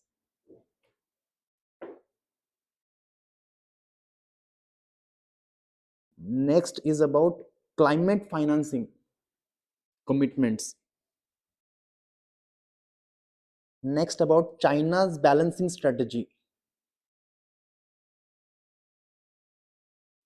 I actually we discussed about it. Like US wants Indian centrality in Indo-Pacific, but India want ASEAN centrality in Indo-Pacific. That is a divergence. Huh. There is a great two forum, but it's okay. It has no significance.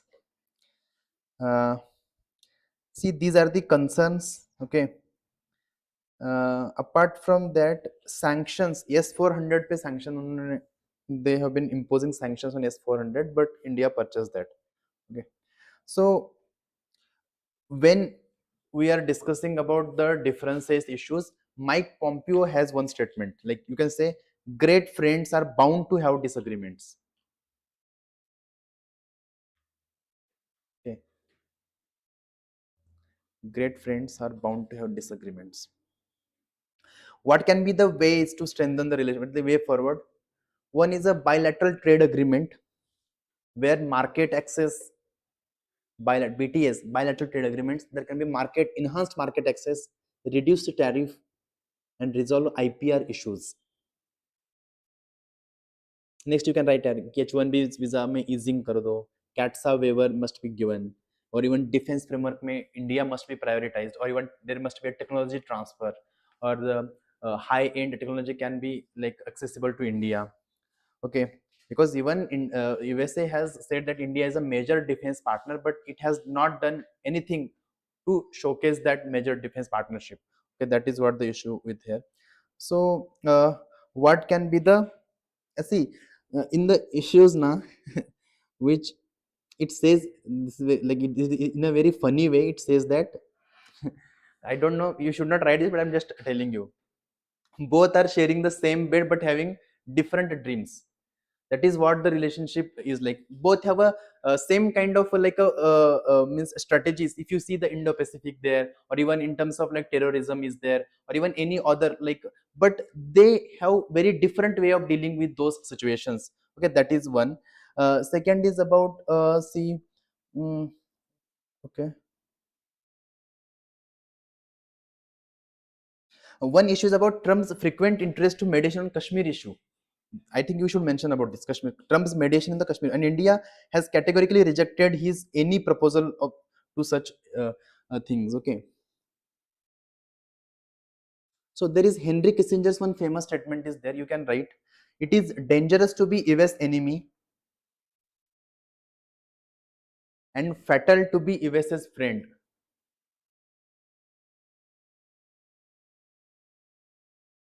And India is feeling that brunt actually right now. Okay, so means you should not write this, but I'm just telling. So what can be the conclusion here? See, very important country means USA is a very important country for us, and at the same time for our exam purpose as well. I think many questions have asked on the USA. So what can be the conclusion here?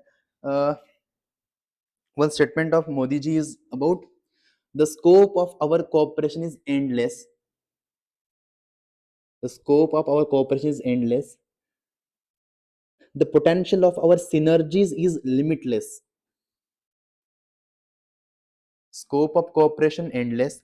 Potential of our synergy is limitless, and the chemistry in our relations is effortless.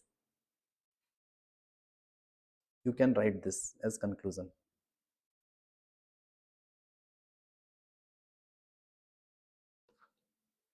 Okay, I think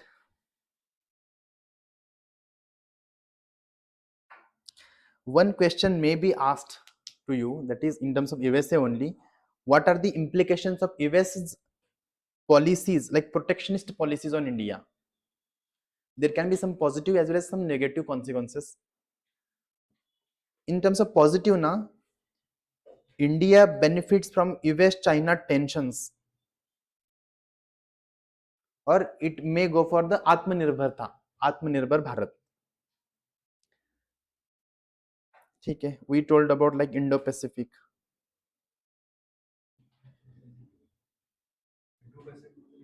Actually, that is a negative.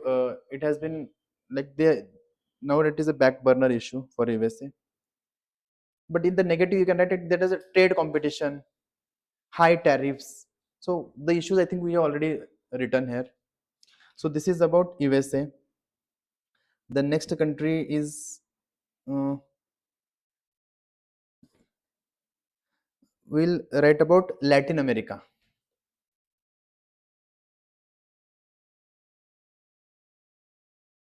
or South America. Just a minute.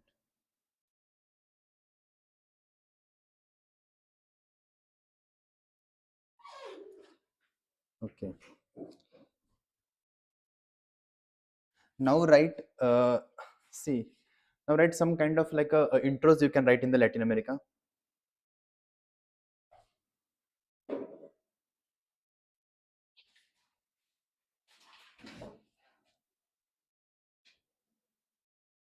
It is called LAC. It's Latin American Caribbeans. Okay, LAC is regarded as last frontier of Indian foreign policy. It has featured only symbolically and sporadically.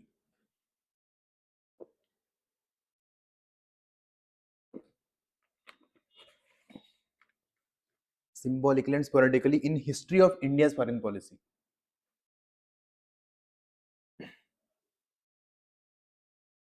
LAC has suffered the out of sight and out of mind syndrome.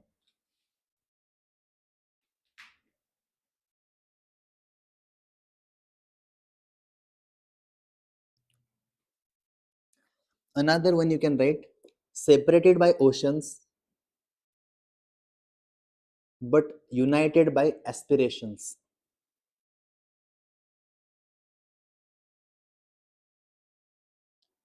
These two are like two dancers on different stages of global south, slowly finding partners in larger symphony. Slowly finding partners in a larger symphony of multipolar world order. This may be written in conclusion as well.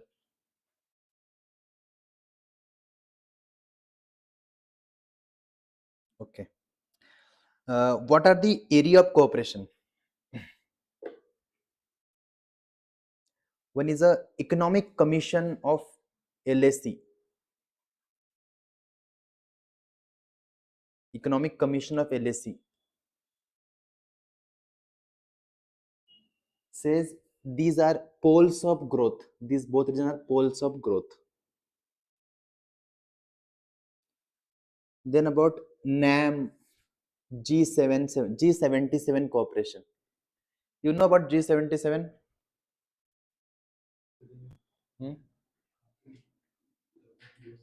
WTO मध्ये G77 countries, actually they all are supporting for the cause of agreement on agriculture, or like peace clause, or means the issues on the like, and there is one EL69 countries. These are actually like supporting the reform in the United Nation and its organization. So both are part of this organizations. Then another part like energy, food security, pharma,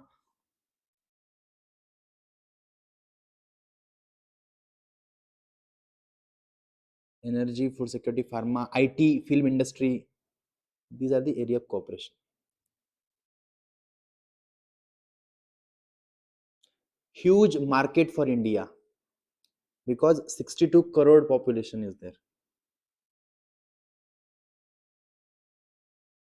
Latin America has 20% of global crude oil reserve.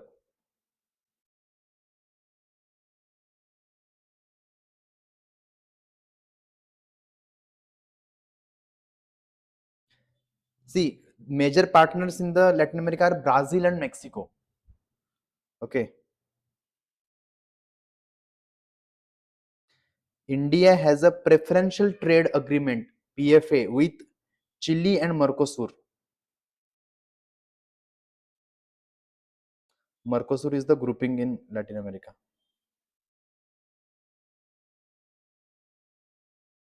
Okay. LAC ranks 8th in India's import source.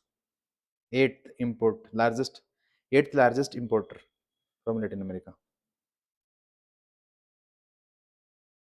South-South cooperation you can mention here.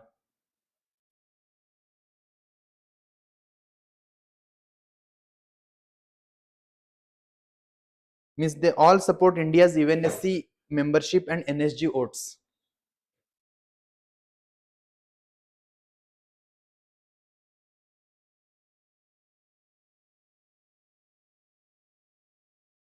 Okay. ठीक है. Okay. There are some challenges in the relationship. Same challenges which we wrote like insufficient diplomatic attention. Okay. Or you can write the peripheral at India's foreign policy, like Mandarin. You can write. Trade is 1/5 of China's trade with LAC. Lack of connectivity in terms of trade or language barrier, etc. And there is a clear competition with China.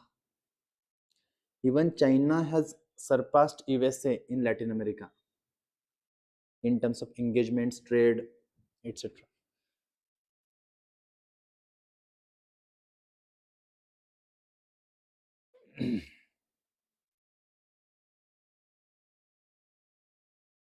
Regional instability in Latin American countries like Venezuela, Chile, Colombia, etc.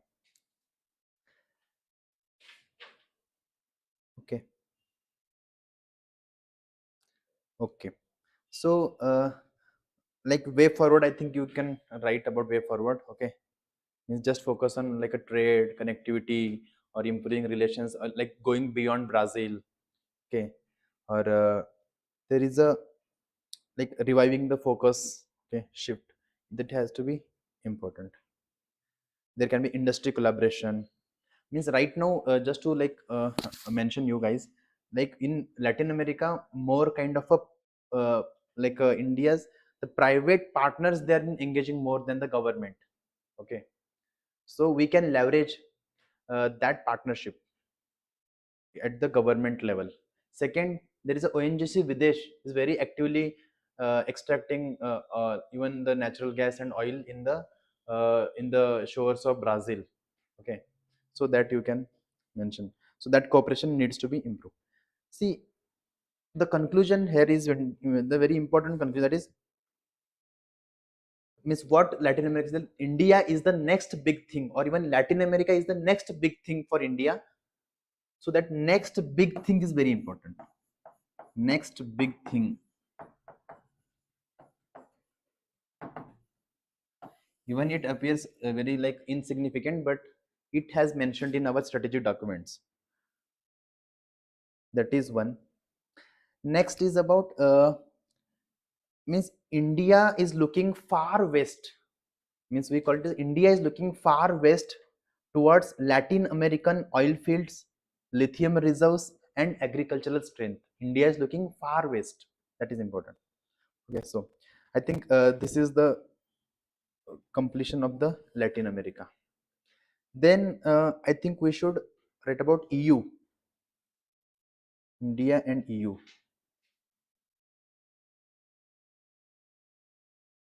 India and EU. Okay.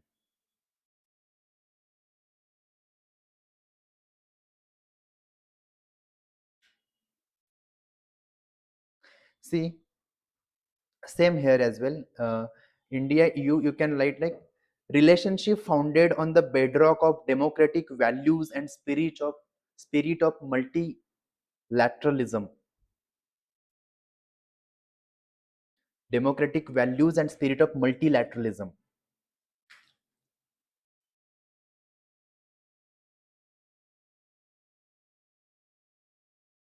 So what is the context of relationship here? Context.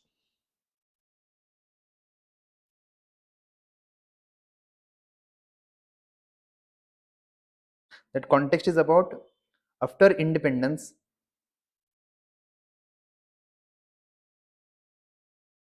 India's focus was on USA and neighboring countries.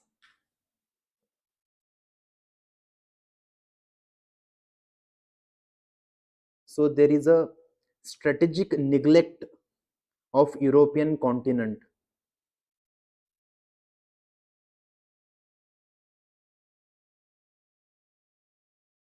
You can see the journey. The relationship was in 2004. India set up a strategic partnership with EU. Okay. In 2012, it improved to like a comprehensive strategic partnership, and it has to come 2026 when we upgraded our comprehensive global strategic partnership.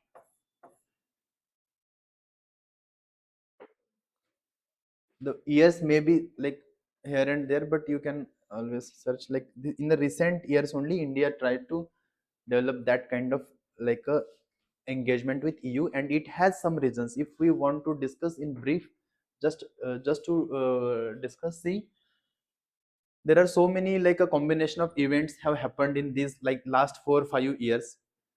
First of all, we always mention about like if there is a India, if there is a China, there is a Russia, there is a Ukraine, there is a EU, USA.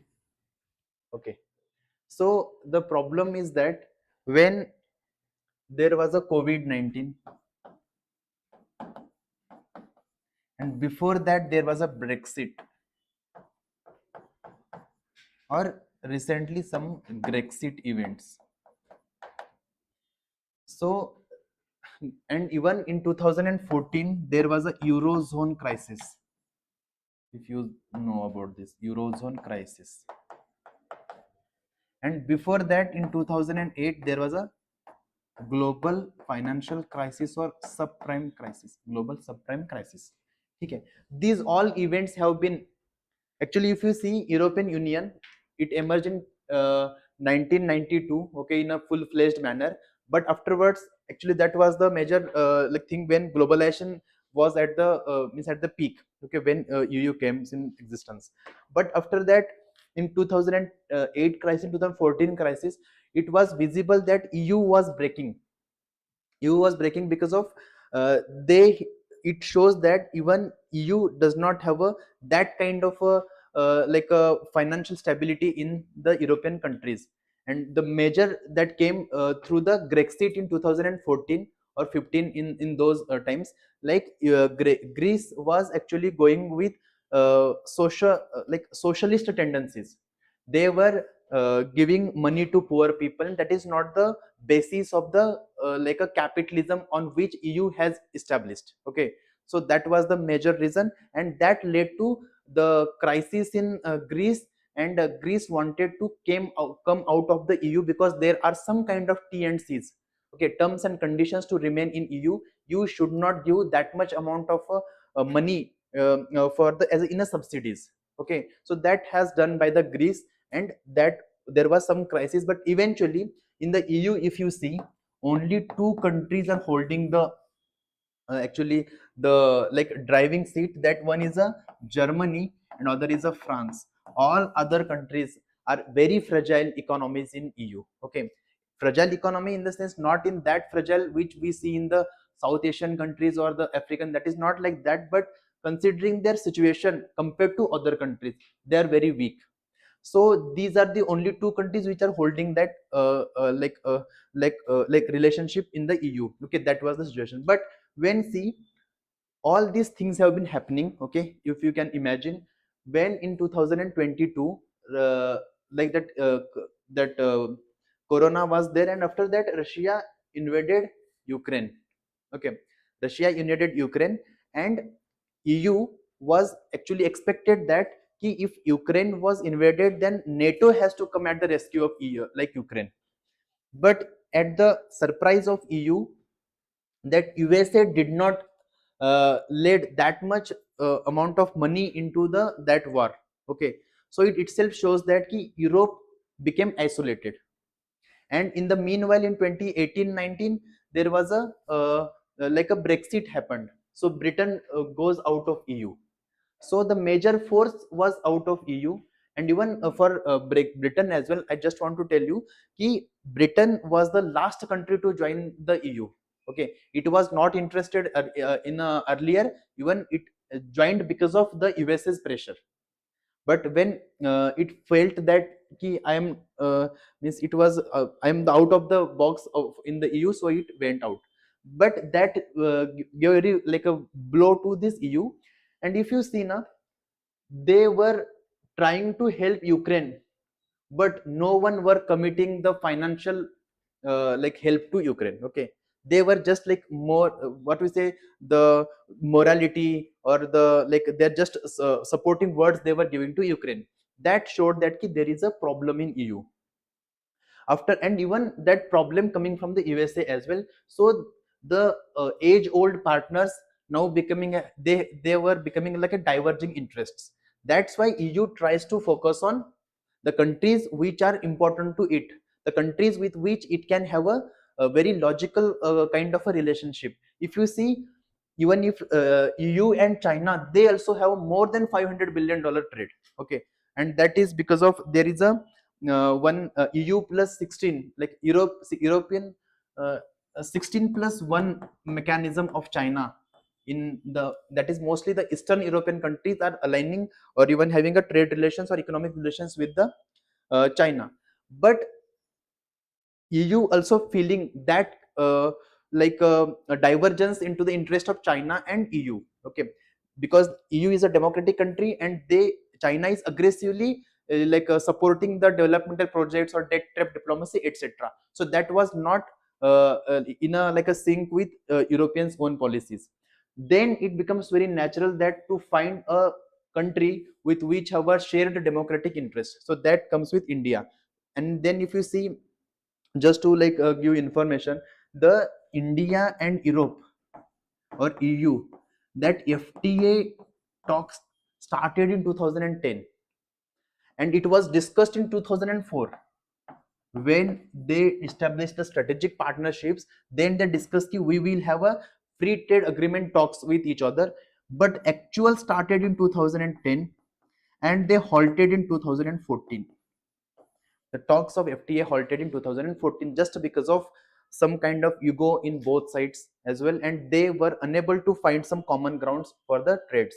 So that happened. But after 2000 and this all Brexit and everything, then EU came forward and it renewed engagements or renewed talks started in 2022, and in 2026 we have a FTA with them which signed on 26 January 2026, when EU the countries they came and the Republic Day here.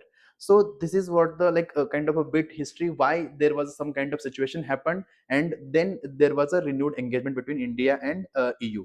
So this was there. So that was the context actually. uh, if you see, what are the cooperation areas, right? Some cooperation areas. Yes, we can extend about 10-15 minutes na. Can we extend maximum time? 10 minutes. Okay, it's okay. In 10 minutes we will complete this. Yes. I'll complete EU. uh, you should write very fast then. EU is India's third largest trading partner, and India is EU's ninth largest trading partner. Both have $150 billion bilateral trade.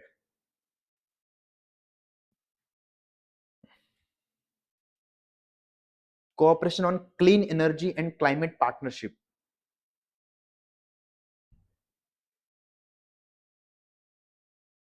EU India MOU on semiconductor signed in 2023.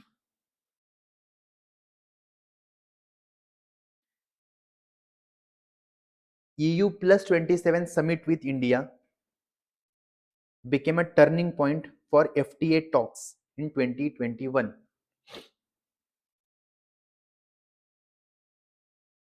Apart from US, India is the only country with which EU has summit at this format. That is EU plus 27 summit. India EU launched comprehensive connectivity partnership.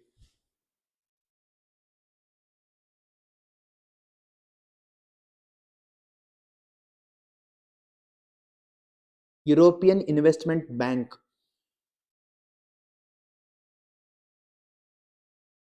opened its office in New Delhi.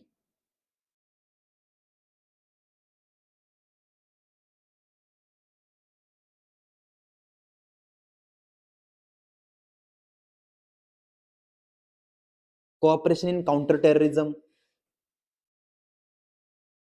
maritime security, nuclear non-proliferation.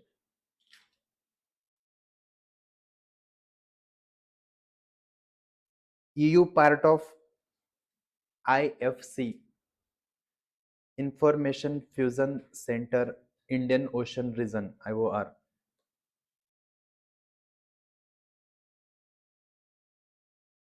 Both have a common interest in rules-based multilateral system or rules-based multilateralism in United Nations and WTO at its core.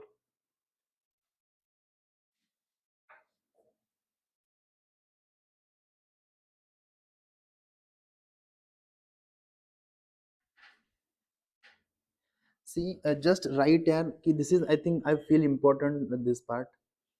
Like, just in a like in a very short, okay.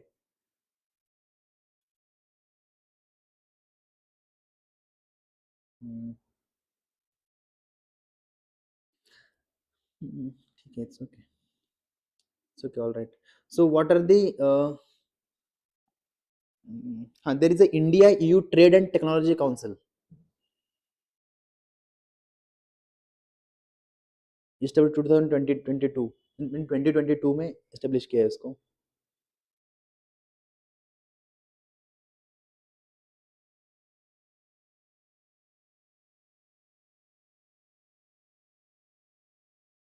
What are the issues you can write? First one means there is a statement like high in words and less in efforts.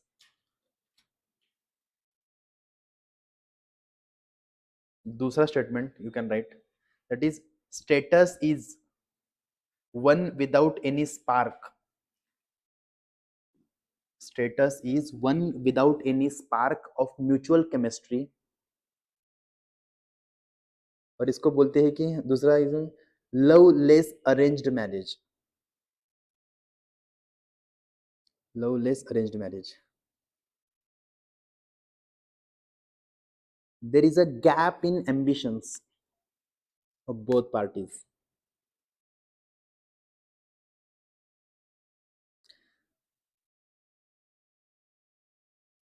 Opposition from Indian farmers, the free trade agreement ko, opposition from Indian farmers, dairy sector, especially in terms of like wine, spirit, and milk.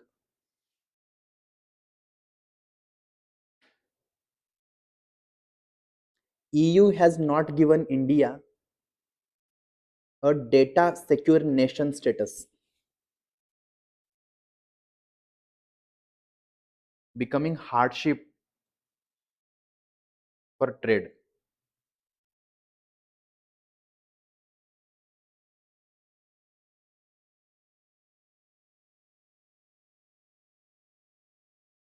EU reluctance to liberalize its service sector and movement of persons. I think some kind of like agreements have happened in the free trade agreement. I think you should go through that. I thought ki I brought, but I don't have that like notes of that FTA. Last, you can write here. What can be the conclusion then? Okay, I think way forward you can write what is the conclusion. Means India and EU, both of unions of diversity,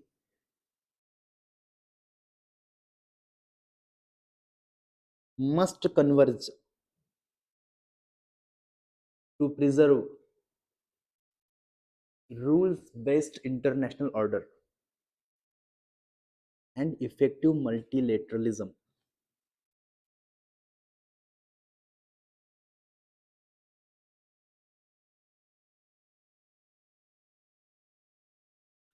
I think we should stop here. Today, more of a dictation, less of an explanation, but I think it's okay.